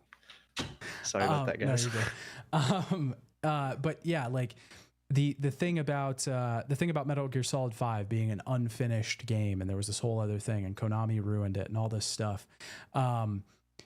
There's so many of these myths stick around, and people just believe them without, probably because it fits in better to their narrative that they've made in their mind. But I think it's just so annoying to see, especially when Kojima is so fucking passionate about making games. If you listen to him talk, he's so passionate about all media, really. When he talks about books or movies or games or music, he's incredibly passionate about this stuff. And to see somebody devote, their whole life to making games, and then to just have people be like, he doesn't even fucking want to make games. This guy just wants to fucking make movies. It's like, it's aggravating on another level, I think, because it's just, it's so dismissive, And even if some of his innovations are hit or miss, because you and we've made fun of the Strand type game thing before. Yeah. I would classify that as a miss. Like, I think he was trying to innovate something, and it was a miss. Actually, wait before you move on. I will allow you to finish your thought, but we talked about this either last week or the week before. I was doing research on that today, and I think I found the answer. What a Strand type game is. Not necessarily what a Strand type game is, but why he said that. So in an interview with IGN, he talks about the fact that he doesn't want to give the genre a name because he doesn't think that Death Stranding has a genre, just like he did with Metal Gear, where he didn't come up with the idea of calling it a stealth game. He just said this is a game where you sneak around. And then other people named the genre afterwards. They said, oh, this is a stealth game. So he was saying, I guess it's a Strand type game. I don't know. But this is I don't want to give the game a genre name because it's a new genre and I have no idea what people are going to call it. Okay. That's my explanation. I think I think that's what he meant, but I could be wrong. Okay. And you can continue. Sorry. Well, I was just going to say, everything he did with the PT demo was a complete hit. Like, all of that was very innovative. It was crazy. It was insane. Everybody was into it. And PT isn't even a game. It's a demo that was so interesting and interactive and had so much to dig into that it's crazy to play that and say this guy doesn't want to make video games. Yeah. I mean, it was so innovative that it changed the horror genre permanently. Yeah. To that you get games that are like PT likes today that are coming out. Like and PT was just a demo for the game he wanted to make. Yeah. And that's the only thing he's ever made in the horror genre. Like, he made a demo in the horror genre and then it influenced. Yeah, it's insane to say that he doesn't want to make games. It's insane to say that, it's just, it's such a narrative that I cannot get on board with. Because his games are they're also so clearly a love letter to video games, and a love letter to movies at the same time. And it's so, I think it's just so odd to see. I think I'm also, I was writing about the walking simulator thing today. And I think that's also given me like a kind of a, like an anger towards the way that these games are portrayed in the public eye. But I guess that's the Kojima curse. Yeah, it is such an asinine thing to say he doesn't want to make games anymore because he has been in the industry since before the fucking PlayStation. He's been in the industry since around the time of the NES. There are developers, there are more developers who have been in the industry, loved making games, and left the industry between then and now than there are ones that have stayed. I would argue that PlayStation, if you removed Kojima from the timeline and everything else stayed the same, PlayStation would see far less success as a brand and a console across the years if it weren't for Kojima. I mean, the founder of Bungie left the industry after Halo 1. Yeah. Yeah. That's just one example. But if you look, there are a ton of prominent game designers and developers who made games that people loved, and people like, oh, he loves making games, who didn't like it enough to stay in the industry and they left. Yeah. Yeah. Kojima clearly wants to be in the industry. But nobody would play Halo 1 and be like, this guy doesn't want to make video games. He's going to stop. Right. Yeah. And he didn't anymore. Yeah. Yeah, I just think it's so odd. And this sounds like, I'm sucking Kojima's dick. I do like Kojima's games. I really do. And I think he's... Yeah, TGG Plus is very pro-Jima. We are pro-Jima, yes. But I think there's just a weird overall narrative that's kind of like a contrarian narrative because Kojima is so lauded that it feels like there's another faction that has to eventually originate that, you know, says, well, he's not that good, you know, he's not that good. Which I understand it. I don't ever like to be that guy, but I understand the emotions that fuel that resentment, by the way. Definitely. I think with enough exposure to something that you only middlingly care about, your middling emotions are going to turn to like straight up annoyance after a while. Yeah. Mm-hmm. So I get that too. And I think there's things that he does wrong for sure.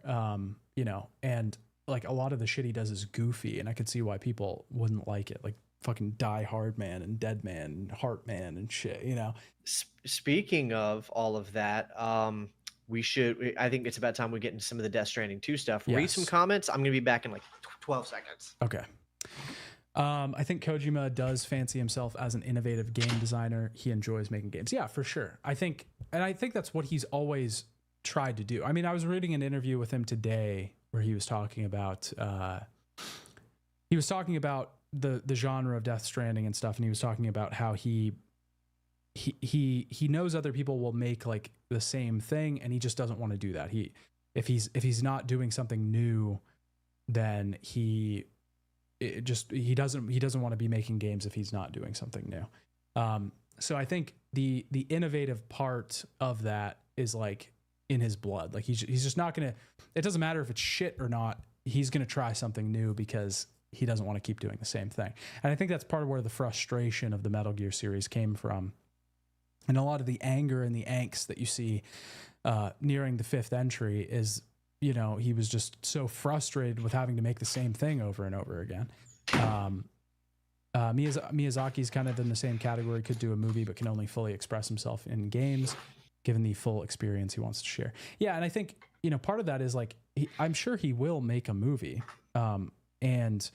But I think that, you know, part of the, like, he doesn't want to just make a game. He doesn't want to just make a game, and he doesn't want to just make a movie. If you told Kojima that he had to make a game that was fully a video game, and it wasn't like any movie that he had seen, and it wasn't using cinematic elements, and it wasn't doing any of these things, he would be like, I don't want to make that either, you know, because he wants to make this weird blend of both of them. Yeah, we should talk about this Death Stranding 2 special stage. There was a stage at Tokyo Game Show given to Death Stranding 2 so they could talk about some new things. They revealed the cast. I noted on Twitter that Kojima was looking even more unkempt than usual, which maybe bodes well for the release date of the game. Maybe that means he's working. He's been working hard. Yeah. But he's also working on 2 games simultaneously right now. So potentially even 3 with Fizzant. So he's working himself hard. Yeah. Oh, you know what? That was another thing I wanted to say. I was thinking about this earlier this week. I don't think you're going to agree with this because I think we've kind of talked about this before, but people always say, I want Silent Hills. I want what Silent Hills was going to be. I want Metal Gear to come back, right? All this stuff. Mm-hmm. We have Silent Hills in the form of OD and Death Stranding. Death Stranding is effectively Silent Hills. It's not the same idea. It's not the same genre, but it's effectively Silent Hills. It's what I was excited for with Silent Hills. And OD is going to be a horror title from Kojima. That's going to be Silent Hills. These are effectively the things that people wanted from Kojima. A collaboration with Guillermo del Toro and Norman Reedus that people were excited about, and a horror game. Is it really that important that it happens in the Silent Hill universe? Not to me, and I'm a Silent Hill fan. And a new Metal Gear game is Fizzant. It's happening. What more could you want? You know what I mean? Yeah. I don't necessarily agree with that. Especially not the idea that Death Stranding is Silent Hills. Because do you remember the Silent Hills trailer?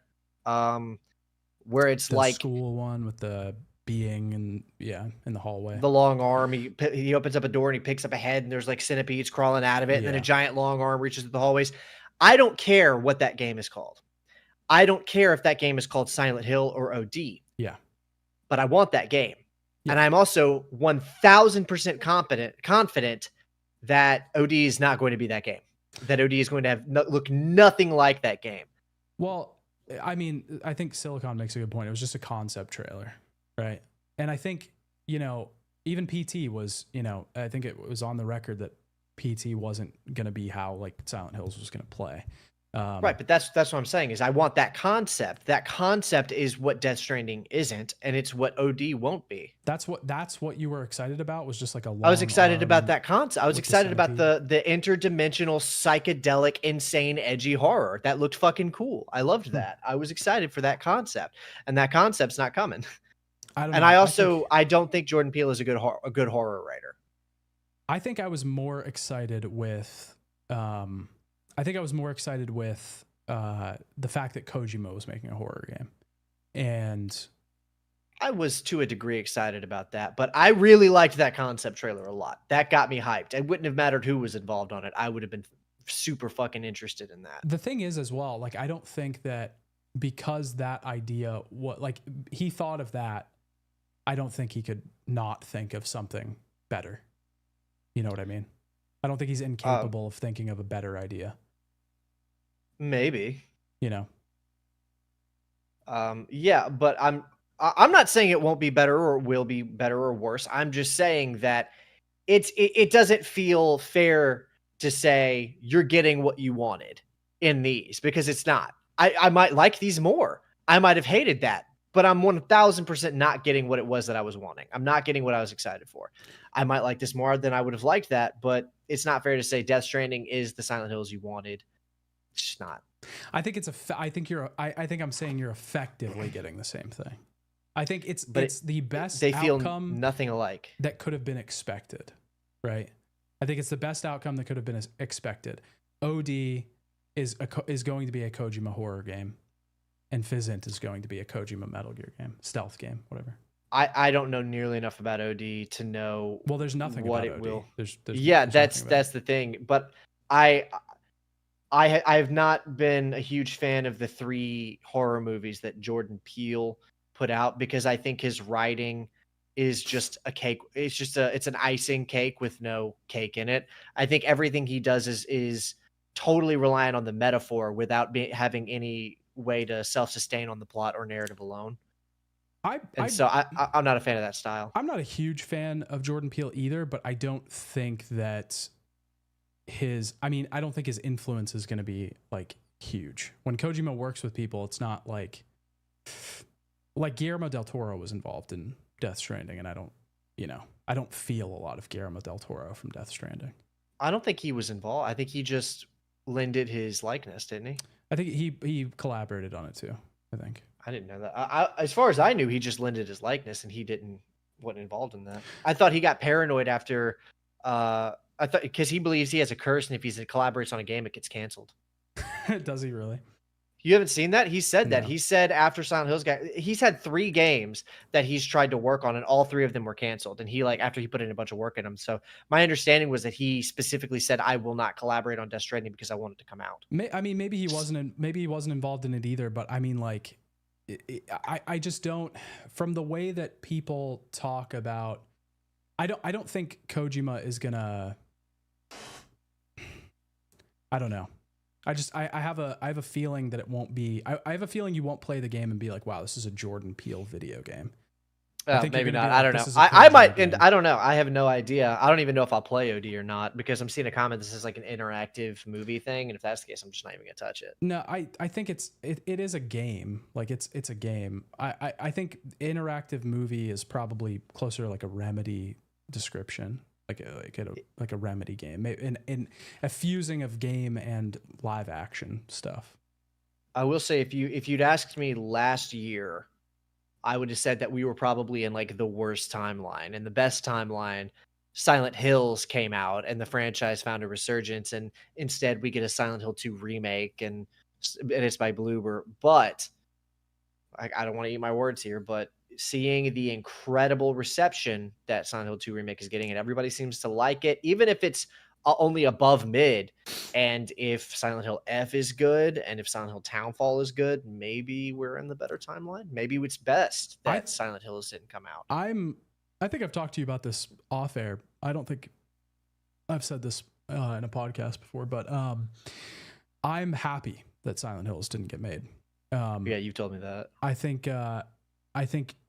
Kojima getting the opportunity to leave Konami was the best case scenario. It doesn't seem like Kojima wanted to be at Konami anymore. And it doesn't seem like they wanted him to be there either, with the circumstances that he wanted to work. He wanted to do big projects that allowed him a lot of creative freedom, and it doesn't seem like they wanted to give that to him. I feel like if he stayed at Konami, he would have been stifled. And I think allowing him to make his own studio was the best case scenario. It allowed him to make, I mean, he's fucking doing he's doing 3 projects right now and a movie. Like that's the best thing you could ask for him. I would sacrifice Silent Hills for Kojima, I think. That's my opinion. I mean, I don't know if I would or wouldn't. I actually don't know. It depends on how good Silent Hills would have actually ended up being. We can never know. That's probably why I would, you know. I don't, because the other thing too is like, you know, what happens after that? What, we get a fucking Metal Gear 6? Do we need it? Hell yeah, we need it. No, we don't. I need Kojima chained in a basement, forced to write Metal Gear 6. Because we're getting Fizzant, right? Like that's going to be whatever the next evolution of Metal Gear is that he wanted to make, you know? Maybe. We know so little about it. I might see it and be like, this fucking sucks. I trust Kojima. I trust him. Now you have to filibuster and I have to be. All right. Harry says, I embrace the possibility of new weird stuff and gameplay mechanics. Story-wise, though, I don't know. Yeah, I don't know where I'm at. I did not get good vibes from the OD trailer. OD gave me the vibe of where I didn't get good vibes from that. Death Stranding 1 was sick to me, but I can't lie. When I heard there was going to be a second one, I was like, why? Because Kojima wanted to do a second one. It looks like it could be fun, though. It looks like it could be good. I hope that it's edgier than the first one, but I'm not holding my breath for that. Sure, a lot of concepts from Silent Hills made it to DS. I don't really know how many, though.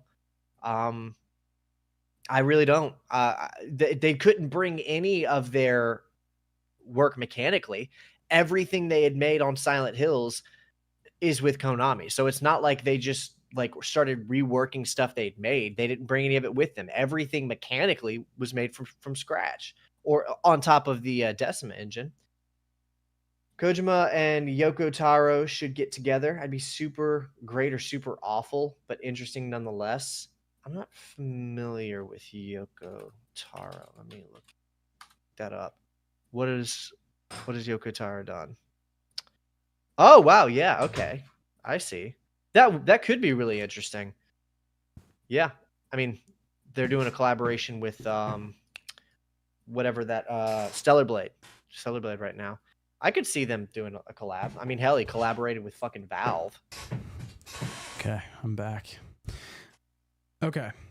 Let's watch well, we're not going to watch it, but I just wanted to talk about a couple things that they showed off here. Obviously, they showed the cast off, the Japanese cast, not the American voice acting cast.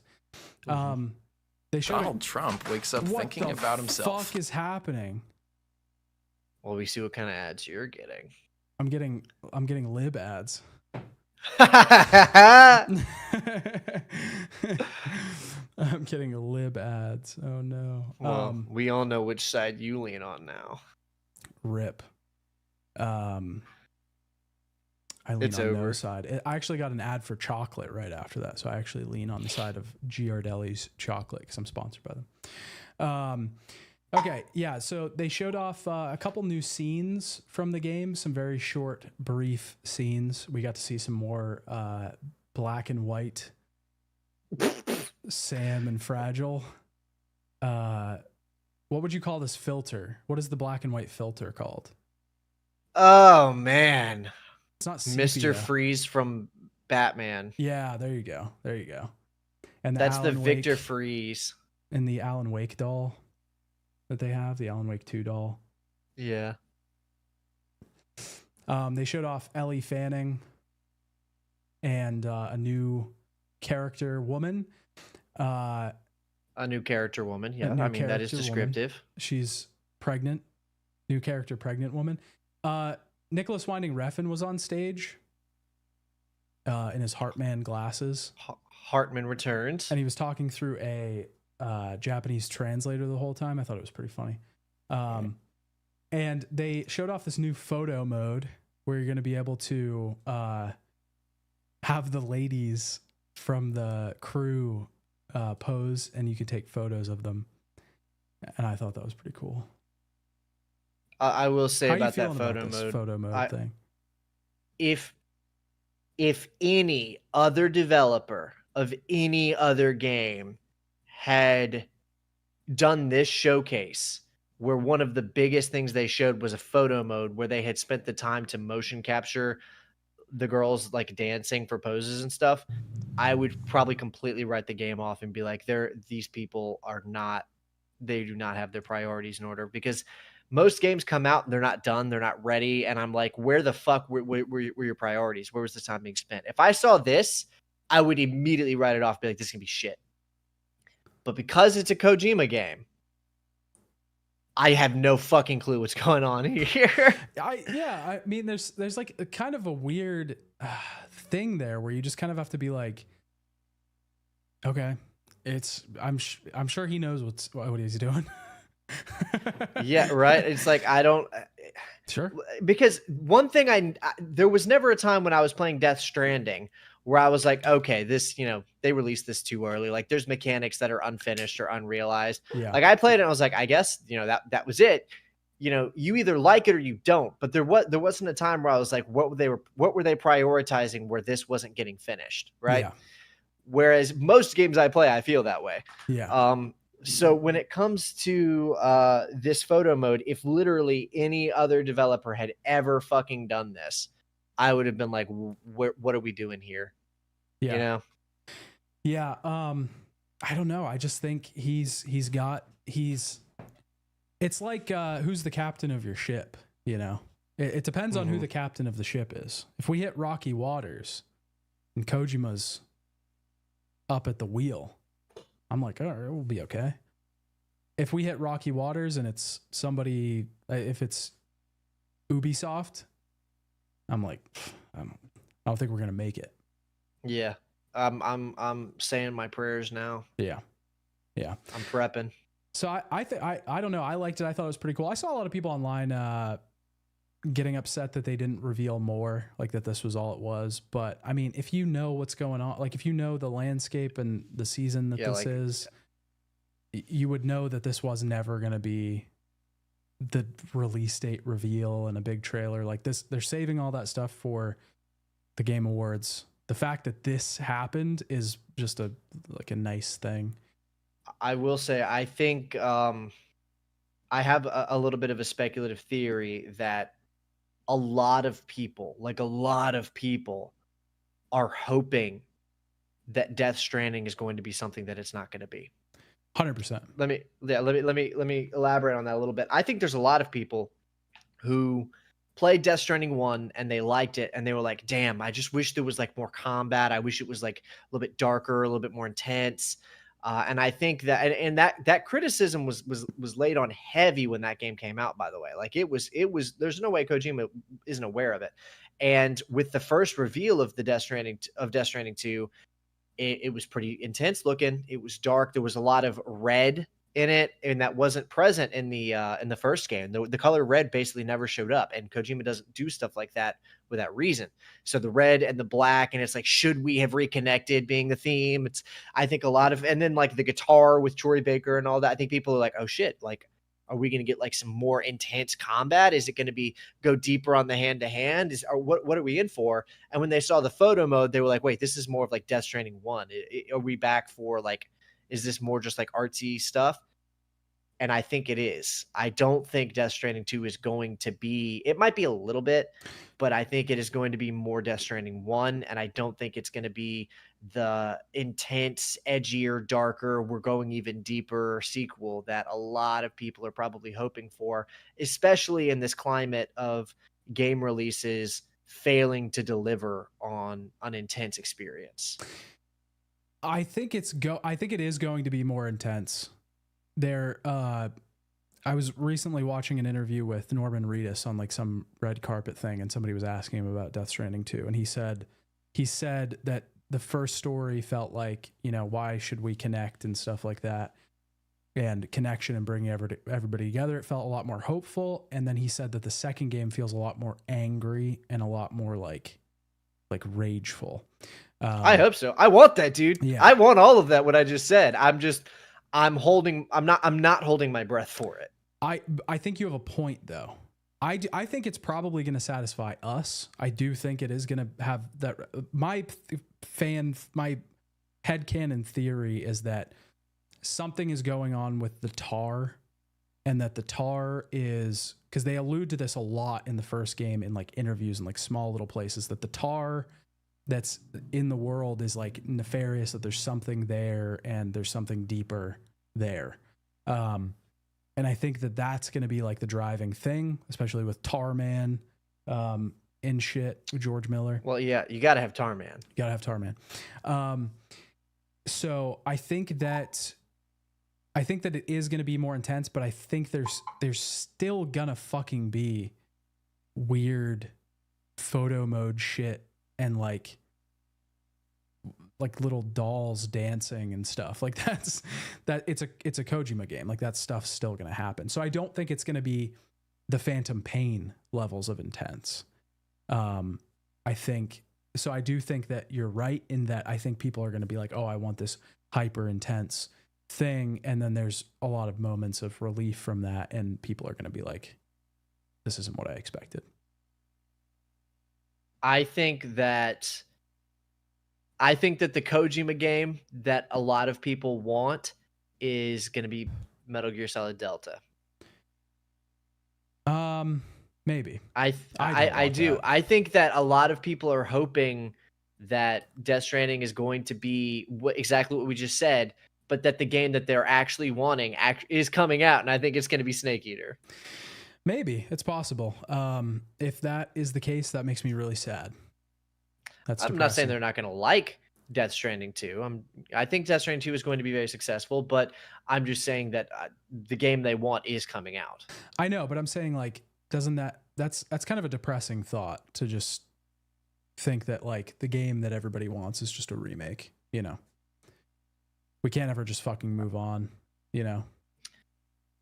Oh, I think we will at some point. I think we can move on, but it's not going to happen until some things start changing in the industry, because nobody is frustrated that new games are coming out. They're frustrated that new games are coming out and they're not good. Yeah, for sure. For sure. Yeah. But even with Death Stranding, a game that I think is great, it came out and, I mean, it just wasn't, I think, what a lot of people were wanting. I guess I'm confused. Like, because the thing is, like, I think we should have more original, like new IPs, you know?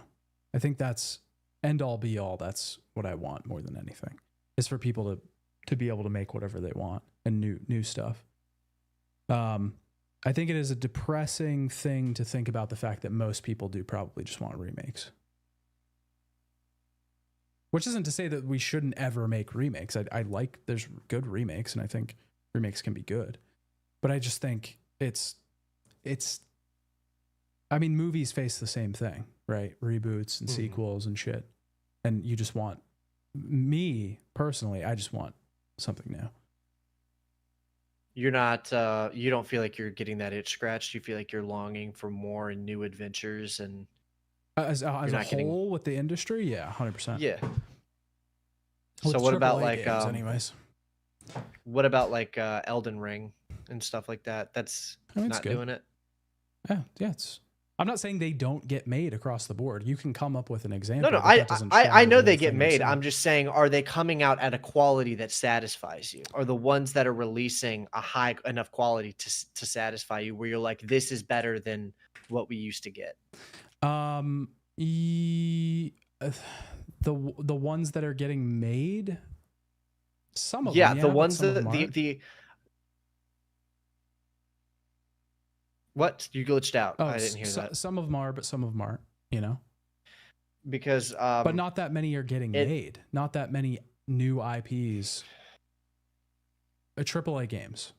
Not that many new IPs Right. and AAA games are getting made in the first place. Yeah, I assume we were referring specifically to AAA.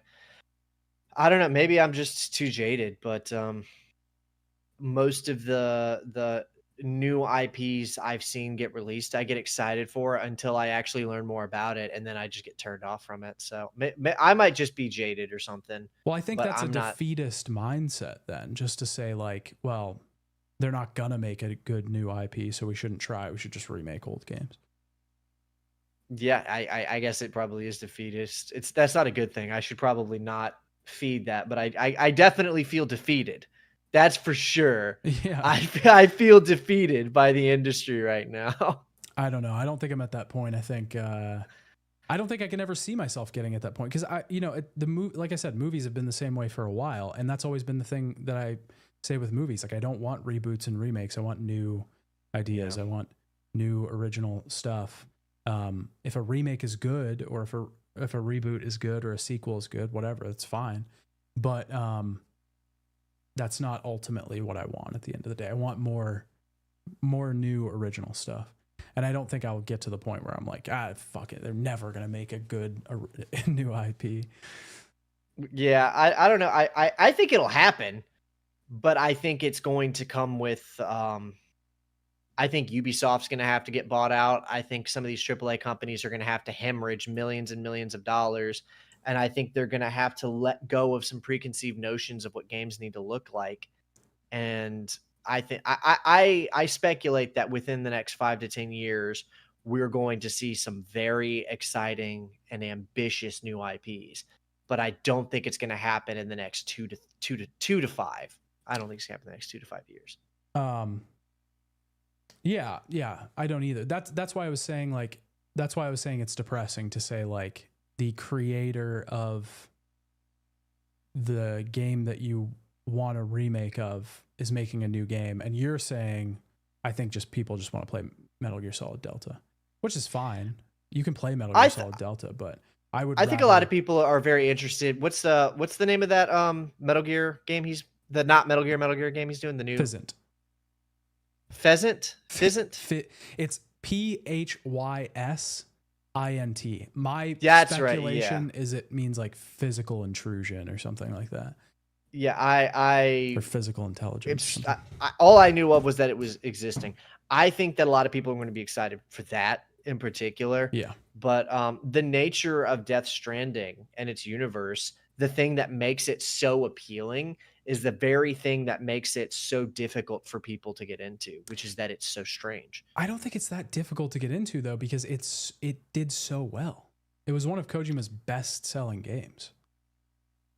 Yeah, I know. I mean, like it sold very well, but I think a lot of people, probably not the majority, but I think a lot of people struggled to like complete it and get it and vibe with it. You know, Yeah. Does that like it definitely? It actually didn't sell as well as Sony was hoping, reportedly, but it did sell very well. It did well, but I think that a lot of people. Like I know actually 1 or 2 people who played it for like 5 or 6 hours and just stopped, and they said I just couldn't get into it. That's fair. But I think it's the thing that makes it so appealing to people like you and me is the thing that makes it so hard for people to get into, which is how strange and interesting and unorthodox it all is. It's a lot harder for someone to. I mean, shit, dude. I remember back when I would try to tell people about Metal Gear Solid, and they'd be like, "Wait, what do you mean? The guy shoot electricity?" what, like Emperor Palpatine? What are we talking about here? Yeah. I'm like, yeah, he's Vulcan. He's got electricity powers. And like, I thought this was like a Cold War stealth game. And I'm like, it is, but also, you know, you have a guy who summons bees. You know what I mean? Like even that, I remember that was pushing it for some people. They were 100%. like, yeah. they were like struggling to like figure out what was going on. And Death Stranding does that like times a million. You know what I mean? Yeah. And I don't mean that as a criticism because people like what they like, but I do think that the Fizzit game is probably, depending on what it looks like, if it is more back to something that's a little bit more palatable for general audiences, I do think that that could be something that does very, very well, not only financially, but culturally. I think that could potentially be an original IP that people are like, oh, this is cool. It's easy for me to just chill out, sit back and resonate with it. Mhm. And Death Stranding is a game that very much demands your attention in like hardcore ways. That's true.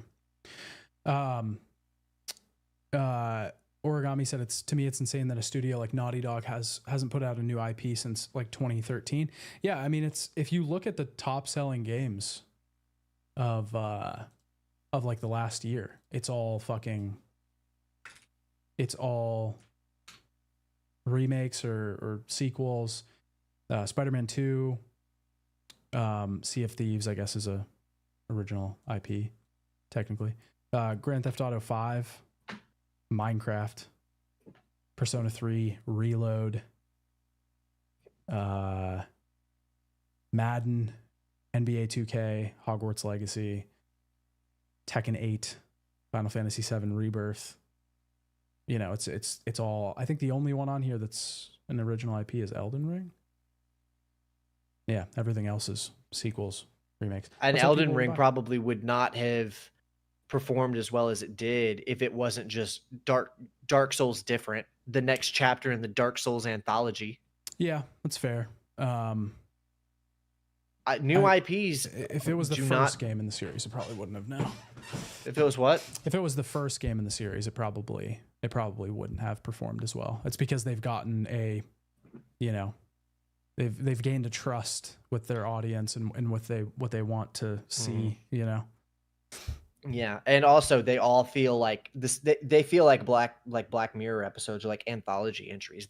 Because of how similar they all are mechanically, and how each of those games feels like a different entry in the same series. You know what I mean? Yeah, they all carry like a similar tone, which I think is their strength, by the way. Yeah. But it's Bloodborne feels like Dark Souls, which feels like Demon Souls, which feels like Elden Ring. And they kind of feel like Sekiro.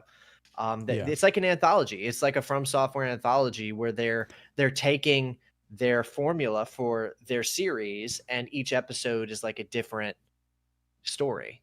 Yeah. So Elden Ring probably wouldn't have even done as well as it did if it was a truly original idea.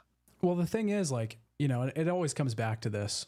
I know we're talking about AAA games, but like the best games of the year for me have been original IPs, indies, Animal Well, UFO 50, Balatro. You know, like they're all new ideas made by indie developers. So I guess, I don't know, maybe it's kind of the same thing with movies. Shut the fuck up, watch an indie movie. You know? Yeah. It's kind of yeah, I guess so. If that's what you want, watch an indie movie. Yeah, I guess but also it's super risky it's hard to convince shareholders and producers to give you $350 million to make your AAA game with no pre-established fan base. It's like, nobody knows what this is. I'm gonna have to convince millions of people that this is good and that they want it. They don't know about it, and I want you to pay for this AAA experience. That's a hard sell. Yeah, and that's like another thing I've been thinking about too. Is like, Death Stranding is an original idea. It's an original IP, and it is super cool, and I like it. But we're not going to get this for very much longer. The only reason that like that's coming out, OD's coming out, and Fizzit is coming out is because Kojima's behind it. Because Kojima can do that shit. He has notoriety. and Kojima fan is the base. brand. Yeah. Kojima is the IP. It's the Yeah. Kojima IP. It's like From Software. Kojima holds enough fan base that he is the IP, just like Star Wars is the IP. Yes. Yeah. It's still a pre-established IP. It's just a Kojima game. When he's gone, that's over. When he's gone, and whoever the guy is from Soft, I can't remember his name. Is it Miyazaki? I think. Mhm. Yeah. When they're Something gone, like we're fucked. Well, we'll know it's truly over when we lose David Cage. Yeah, and David Cage. Yeah. The true Well, even he's auteur. making a fucking Star Wars game now. And I couldn't be happier. Well, yeah, because you fucking like. I Star couldn't be Wars. fucking. Yeah, but come on. We've talked about this. There isn't a game developer more appropriate for that universe. There isn't one better. I If mean, somebody probably not. laid every game developer on a table and said, which one of these do you think would fare the best in the Star Wars universe, I would point to Quantic Dream.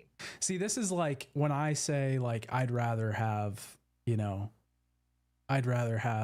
Death Stranding than Silent Hills, and you're like, I don't fucking get what you're talking about. When you're like, I want David Cage to make a Star Wars game, I'm like, that is the least interesting thing to me possible. I like when David Cage is making just the weirdest, dumbest fucking things he can think of with just real people. I don't want to see Watto. Oh, well, good news. I You don't won't wanna see have to- Watto. It's I don't set wanna have thousands to, of years like- before I don't that want to time. have to like do a QTE to like grab onto Watto's wings while he's like flying away from me or something. You might see a Troydarian, but you won't see Watto. He's not going to be in it. It's thousands of years before that. I'll tell you what I do want. I'll tell you exactly what I want. I want a 5 to 10 minute QTE sequence of a fucking lightsaber duel. Hell yeah, I want that. I want the most over-the-top bombastic lightsaber duel from that David Cage can fucking think of. And I want to fail it and die. Maybe if David Cage was making a Star Trek game, I'd be interested. Would you be interested in that? Yeah, we don't get enough we don't really get Star Trek games. They're all like RTSs. Starfleet Command. Is that the VR game? No, Starfleet Command's that old one where you like control the Enterprise and it does like this. It okay. flies around in space. Yeah, like RTS games, or they had like an MMO. There's the VR game Bridge Command, I think is what it's called, is the best VR game I've ever played. If you can get friends together to play Bridge Command, you will feel like you're on the Enterprise. It is the best game at making you feel like you are on the Star Trek Enterprise. It's fucking awesome. It's great. You're not much of like you're not like a big like universe like lore nerd, huh? What do you mean? For what? I mean, like the reason David Cage Star Wars excites me is because I love universes. I love lore. I love big connected projects. I love shit like that. I love reading books that connect to other books that connect to stuff. So I just love to see universes expanded. But I'm trying to think what series, pre-established big series where it has other entries and David Cage or some other prolific like developer would be making a game into that universe would be exciting to you. Like, what universe is that? So I say I don't want a David Cage Star Wars game, and your only rationale for that is that I must just not like lore. Well, no, that's not why I said it. I said it because you said you're excited about new IPs. You didn't say you weren't excited about the idea because it was Star Wars. You said you weren't excited about the ideas because you didn't want David Cage to do a pre-established IP. Well, what you said was you wanted David Cage to do an original David Cage thing. And I'm saying the reason it's exciting is because I love the IP and the universe. And I'm trying to figure out what universe do you want David Cage to work on more than an original IP? I wasn't saying that because you said Star Wars. I was saying that because of what your rationale was. I don't want David Cage to make a game because it's fucking Star Wars, and there's a million Star Wars games and movies and books, and I feel like, we can get something new and different. I do like lore. Yeah, I like lore. So it's just because it's a Star Wars game. There comes a point where you got to start making original shit. We have to. There comes a. I like lore. I like universes that connect and stuff like that. But there comes a point when all of the ideas that you're regurgitating are based on things that happened 40 years ago, and we need to make something new, a new Star Wars. So you think like Star Trek and Star Wars, you think these brands should just be let go? No more. Eventually, I definitely think Star Trek should, because they're not fucking doing anything good with it, and they haven't been for a very long time. So yeah, probably That's true of Star Wars too. Just leave it. Yeah, just let it be. Don't stop touching it. Quit. Stop touching it. Yeah. I think that of a lot of IPs, but I think some like Star Trek and Star Wars, I think those are fine to continue on indefinitely, probably. Why? But you don't even like the Star Wars stuff that's coming out, so. But I like the concepts. I like the universe.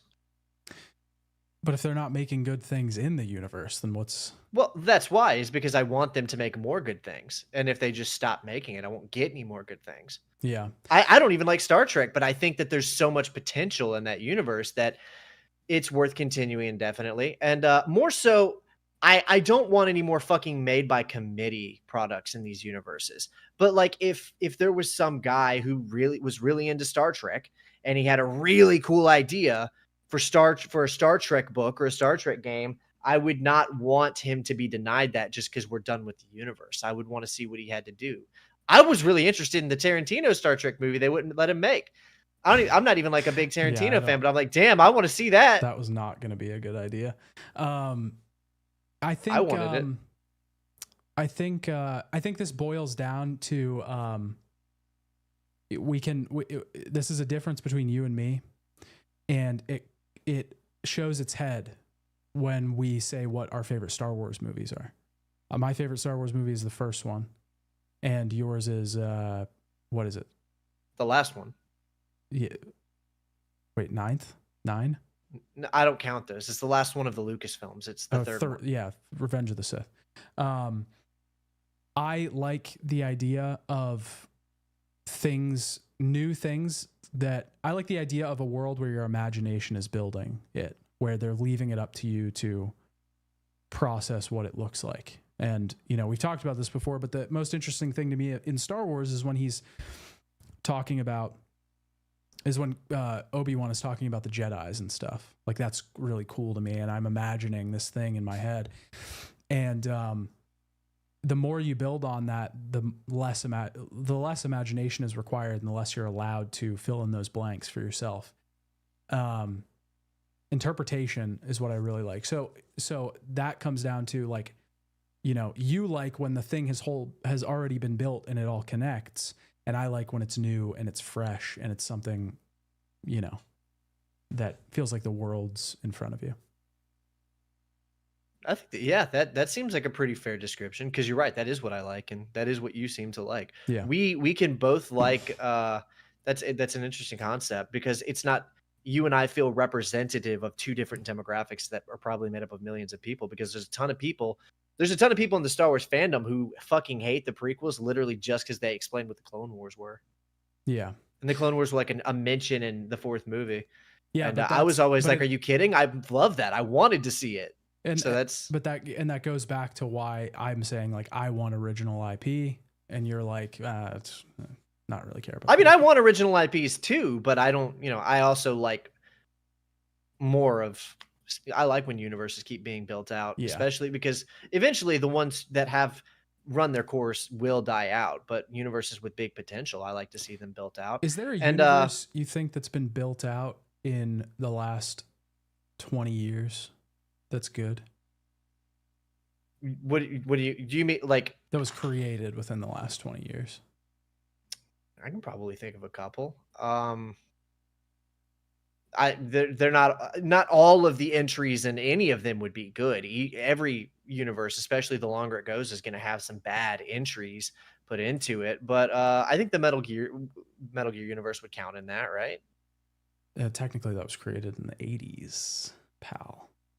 Okay, what about Mass Effect? I was a really big fan of the only entry I didn't like from Mass Effect would be Andromeda, and I didn't like some of the books, but I actually did like some of the books. Mm-hmm. Some of them I did like, and I liked the first 3 games. I would say Halo. I like probably 65% of the Halo universe, I would say. Okay. I do want more Halo, but I want it to be better than it has been. Yeah. Okay. That's fair. I could probably think of more if I had more time to think of it. I do want more Star Wars. I just want it to be better.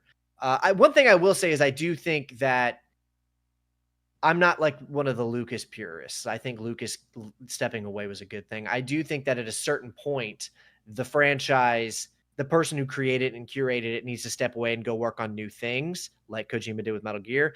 But I think that the universe should be left open to revisit for people who love it a lot and want to contribute to it in a meaningful way. That's what I want. I don't want one person to be stuck making the same fucking thing forever. But when the universe already exists, if somebody like David Cage has a really cool idea for a Star Wars game, I want that to happen.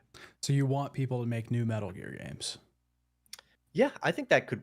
Well, Metal Gear is a little bit specific because there's already been so many, and it's so tied to Snake's story. But if you could figure out an interesting concept for a new Metal Gear game, I'd be totally open to it. I'd be open for a Metal Gear Rising 2. I think that could be cool. I would be open to. I could see some cool ideas being with Metal Gear. Yeah, I'd be open to that. What is okay? You said that you think people should be open to revisiting the franchise after the creator leaves. Do you think there's been a good Star Wars thing since George Lucas left? Film or product? Film. Let's say film or show. Yeah, I think the first 2 seasons of The Mandalorian show were really good. I would put those. They're Disney, but Jon Favreau got on board with that, and then him with Dave Filoni. I think those first 2 seasons are some really good quality Star Wars content that I appreciate. But outside of shows, most of my favorite Star Wars products are from the books and and some of the games. Like my favorite Star Wars thing of all time is one of the games. Of all the time in existence. My favorite Star Wars character is from a game, and my favorite Star Wars product is a game. Is it KOTOR? It's KOTOR 2, yeah. KOTOR 2, okay. Yeah. KOTOR, specifically KOTOR 2. It is my favorite Star Wars product of all time. And it wasn't even finished. It was made in 11 months. It's true. But the ideas for it were so fucking good and so cool that I would have lamented if that didn't happen, because societally we just said, yeah, we're kind of done with that. Yeah, I don't know. I mean, listen, I'm not saying remakes are terrible or anything. Like, I'm going to play Silent Hill 2 remake, you know? I'm going to play it. I'm going to play Delta probably. I think there's a cap on how good I can think something is if it's a remake or a sequel. I do like I am a bigger fan of sequels and spinoffs than I am of just blatant remakes, but like if you remake something or you make a sequel to something, I think there's a cap. Like if something is equally good objectively, that's a new IP, and something that's a sequel, I think I'm going to give the new IP like a little bit more leeway. And also I think some universes just are not equipped for that kind of world building. Oh yeah, and they just do it with fucking everything now. Yes, like Star Wars, it's huge. There's so many stories to be told. But John Wick, yeah. Did we need a spin-off series? That's a fucking perfect example of a world that was better left to the imagination. That the imagination in the first movie is fucking great. The idea of this fucking spanning network of assassins and stuff is super cool. And it's super cool in your brain. I don't need to see it on paper or on screen. I like the second and the third movie. And I know a lot of people didn't like how they continued to build on that world, but I only liked the second and the third movie because they were rule of cool and badass. But I think that that's not a universe that is conducive to a spinoff series that's set 40 years before the titular character even exists. That's what I'm saying. I'm saying that all that stuff is left. Just it's cool in my brain. You just leave it. I probably am going to see the ballerina movie though. I think I've only seen the second movie. I think that was it. Have you seen the trailer for the spinoff? No. Looks pretty cool. I had enough John Wick after the second one. Well, he's in it, but he's only barely in it. Yeah. It's that actress Ana de Armas. It's about her. Um, this should absolutely happen with these IPs. As a viewer, you can only get by on the ideas and concepts up to a point. Yeah, I think if that's what you are in it for, and the ideas and concepts are gone, and you've moved on to something else, then I think the people that were there for the ideas and the concepts are gonna go too. Yep. I love world building. I love learning about worlds. But I do appreciate people who love imagining the worlds and leaving more to the imagination. I like world building too, but I don't want to be shown a lot of it. Like in A Song of Ice and Fire, the Game of Thrones series. Yeah. In the books, there's like 2 regions that they barely talk about. They're like off mentioned once in the book, and there's like a World of Ice and Fire book where there's like a couple paragraphs written about them. There's not much. One of them is called Sothorios, and the other one is called, I can't fucking remember. It's been so long. But one of them is to the east of Essos, past a great wall that's kind of like almost imagined like a Chinese culture inspired land. And the other one is south of Essos, that inhabits like large like lizard monsters and shit.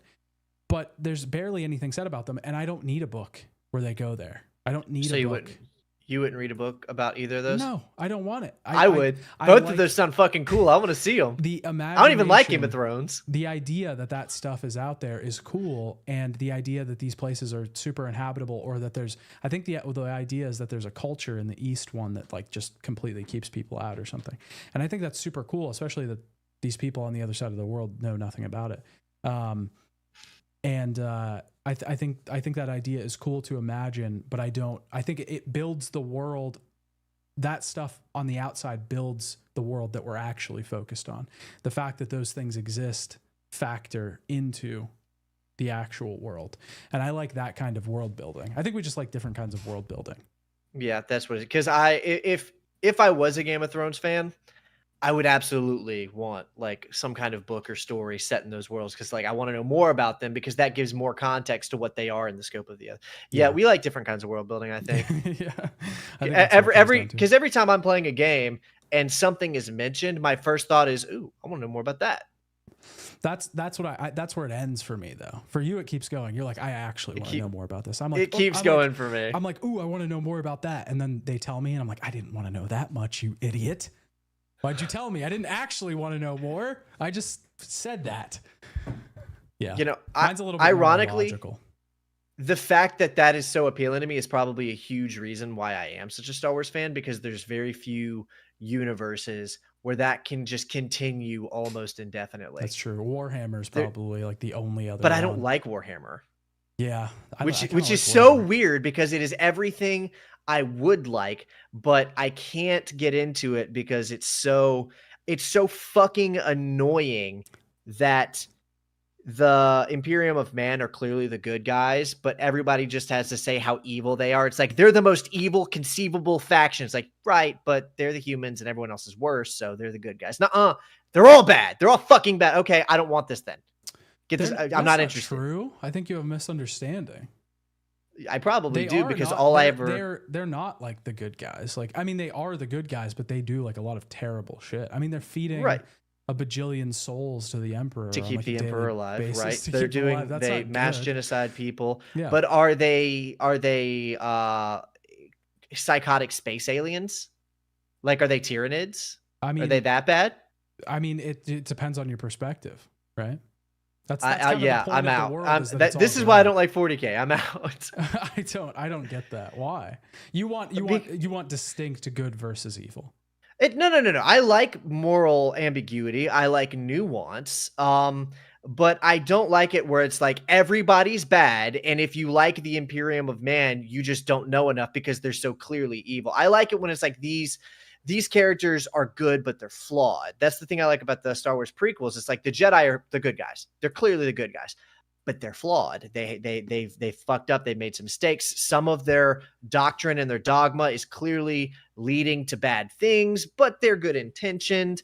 I like that kind of stuff. With Warhammer, it's like, okay, you can like them, but you have to like these characters like from a distance because they're all fucking evil. It's That's so not- tiresome, dude. I don't think that's true because like you can like. That's kind of the fun of Warhammer is that there are like terribly evil factions, and like that can be your favorite faction because it's just fucking cool. It's like the people that like Sith, you know, like you're allowed to like the Sith even though they're bad, you know, like that's kind of why it's cool, is because it's like, yeah, this is a terribly evil faction and they do bad things, but like I still think they're fucking sick as shit. And I want to I mean that's. You're right. Warhammer seems like something I should like, but every time I try to get into it, it just doesn't. It's not clicking for. Maybe it's just not clicking yet. Maybe it will. Maybe. But I've read some of the. I haven't read any book all the way through, but I've messed with some of the books and I tried to get in because again, I love that. I love giant universes that just indefinite lore for me to just keep learning and learning and learning. Mm-hmm. So it's there. I just never like when I'm reading it. I'm never compelled by the characters or their struggles, really. It's hard. So I don't know. Maybe you need the right book or something. Because I mean, just like Star Wars. Like if I started reading fucking Star Wars books with Heir to the Empire, you'd be like, hey, don't read that. Heir to the Empire is the best one. I think you meant something different. Wait, really? You like that book? Heir to the Empire is notoriously like one of the best Star Wars books. I'm trying to see if this is the one. Oh wait, I think I am thinking of a different one. I think you're thinking of Dark Empire. No, it's one more. The one with the clone emperor, or it was like a newer one, and like Luke's on the front. I can't remember what it's called. Luke's on the front of like all of them. I have it. That's not true. I don't have it in here. It's on a different bookshelf. I can't remember what it's called, but it was terrible. You got what I meant. Yeah, that might be the case. I don't know. Maybe I just need the right book or something. But I am not in any way Star Wars and get you into a real man's expanded universe is what I'm saying. I like the Space Marine game. I really like the Space Marine game. Yeah. But it's because Titus is just clearly the good guy. Yeah, but I mean, like even in Horus Heresy, right? Like the main character is clearly the good guy, and yeah, I mean that's true. It is there. Are the bad guys, you know. Yeah, I don't know. What do you have? My options are limited though, as far as giant universes where I can just continue. What's that? There's I can go find an entire character bio on Gulp Shido and how he relates to the universe. Hell yeah. So my options are mad limited. Anyways, we're wrapping it up. So let's. Yeah, there's not many. Speaking of Star Wars, just kidding. What do you have coming out? I actually had a video release right when we started this podcast. It is a 5+ hour long review video, compilation video of every single Dragon Ball Z game on the Sony PlayStation 2. I think there's fucking 9 of them. All 9 of them. They're all there. I talk about all of them. It's a good time for Dragon Ball fans. So if you want to hear me talk about Dragon Ball games and get my thoughts on all of them, you can dive into that and throw it on the second monitor for the rest of the night. And you don't even have to leave our presence if you're over there. 5 hours and 21 minutes and 36 seconds to be exact. Constant PS2 Dragon Ball right there. Crazy. Hell yeah. Yeah, go check that out. Go watch it. What do you got? I don't got anything this week. I don't got anything to bring to show and tell. I came up empty-handed. I'm working on the Death Stranding video. It's a heady brew, that game is, and I'm struggling to accurately depict a lot of the things that I want to say. So I'm working on it. Have you gotten through your first playthrough? Yes. Yeah. It's actually, I'm not going to get too far into this, but I remember we talked about this a couple of weeks ago off stream. The first and second time I played Death Stranding, I kept thinking, man, I'd love like a book about the porters and like the porter syndrome and stuff. I want to like a whole I want to learn more about that. Man, I would love like an animated series or like a book or something about like this or that. That's exactly what I was thinking the whole time. I was like, Brain dude, this rot. universe has such potential. I want to learn everything. This is I want all of it to be explained. franchise brain rot is what you have. That's what I'm diagnosing you with. Yeah, there was a few things. I mean, there's a lot of concepts in the world that I'm like, wow, that's really cool. Like I like the I'm excited that the second game is about the tar, because I kind of liked hearing about that and stuff. I liked hearing. I don't know. I think the idea that they don't even show the cities is really cool. Like that you just don't even, you have no fucking idea what's going on under there. You know. I was a little disappointed by that actually. I kind of like it.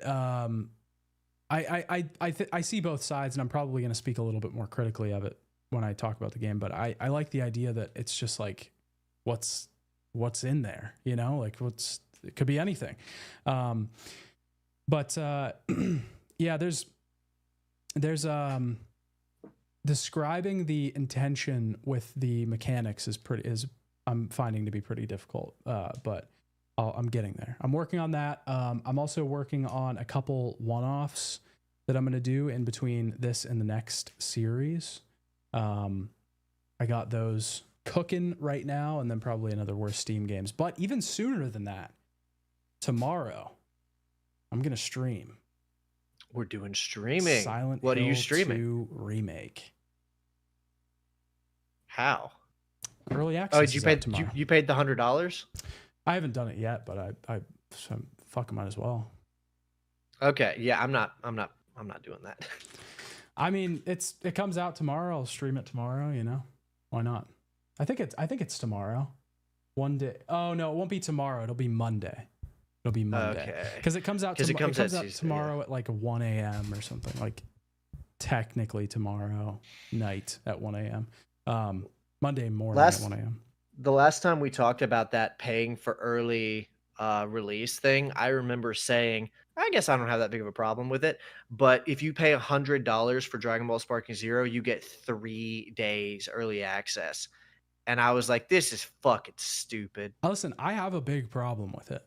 I have a huge problem with it, and I think it's dumb. And I talked bad about it when they announced it. But I mean, what are you going to do in our case? You know what I mean? Like if you're trying to stream the game the day it comes out, it's what am I supposed to do? I'm supposed to wait 3 days until everybody's like already played the game and shit. You know what I mean? Like it always just goes too far, because I remember I was like, 15 extra bucks for like an extra day for a day early. That seems fair. $100 and 3 days early is asinine. That's fucking stupid. That's what it is for Silent Hill 2. It's 3 days early access for $100. I think it's 2 days for 2 days for $80. Why not just charge $200 for 2 weeks early? This is what I fucking said when we were talking about it, and you were like, I don't care. I didn't think it would happen, but that's because I'm a naive fool. Exactly. Yeah, I think it's a fucking sliding scale. We'll see how far they can get you to go with it. Everything is a road. But yeah, I'll probably pay for it early access. I wouldn't recommend that anybody do that.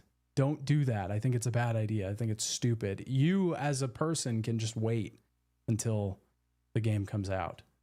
You cannot look forward to coverage from me on that, because they didn't send me a free copy. Yeah, they didn't fucking send me a free copy either. I shouldn't have said all those bad. Next time I make a Silent Hill full retrospective, I'll say I'm excited that Bloober is going to make this game. I'll say that. Is the stream revenue worth it? It's not about that. It's about being able to have the conversation with other content creators. Yeah. It's not necessarily about like making a profit or anything. It's just it's more fun if you're at the front of it, and then everybody's fresh on it, and you know. I can guarantee he's going to spend more money buying the game than he will make from streaming it. Probably, yeah. Which is fine. I don't care. It's not a big deal. I'm okay. I just want to have the fun experience of streaming it on the first day. Maybe I'm part of the problem. You're part of the problem. I'm part of the problem. Either way, we will both be back here next Friday, 7 p.m. Eastern Standard Time, as always, to chill with you. Next week, we're going to have a guest. We're bringing guests back. We You haven't guys had a forgot we guest did in a guests, little but we bit. do guests. We and do. we had another one coming. That's what this little space here in the middle is for. Is for It's for guests. a little guest to join us and have some fun. But yeah, we're gonna have a guest. We're actually gonna have a slew of guests. We've got people booked up for a little bit, so be hanging out with some friends. We do have friends, a couple. Here and there. I think some. I have like one, and you have like two. So it's a few actually. Two if we count my girlfriend. Oh yeah. That's what I was counting. I was counting your girlfriend. Okay. Well, that's it.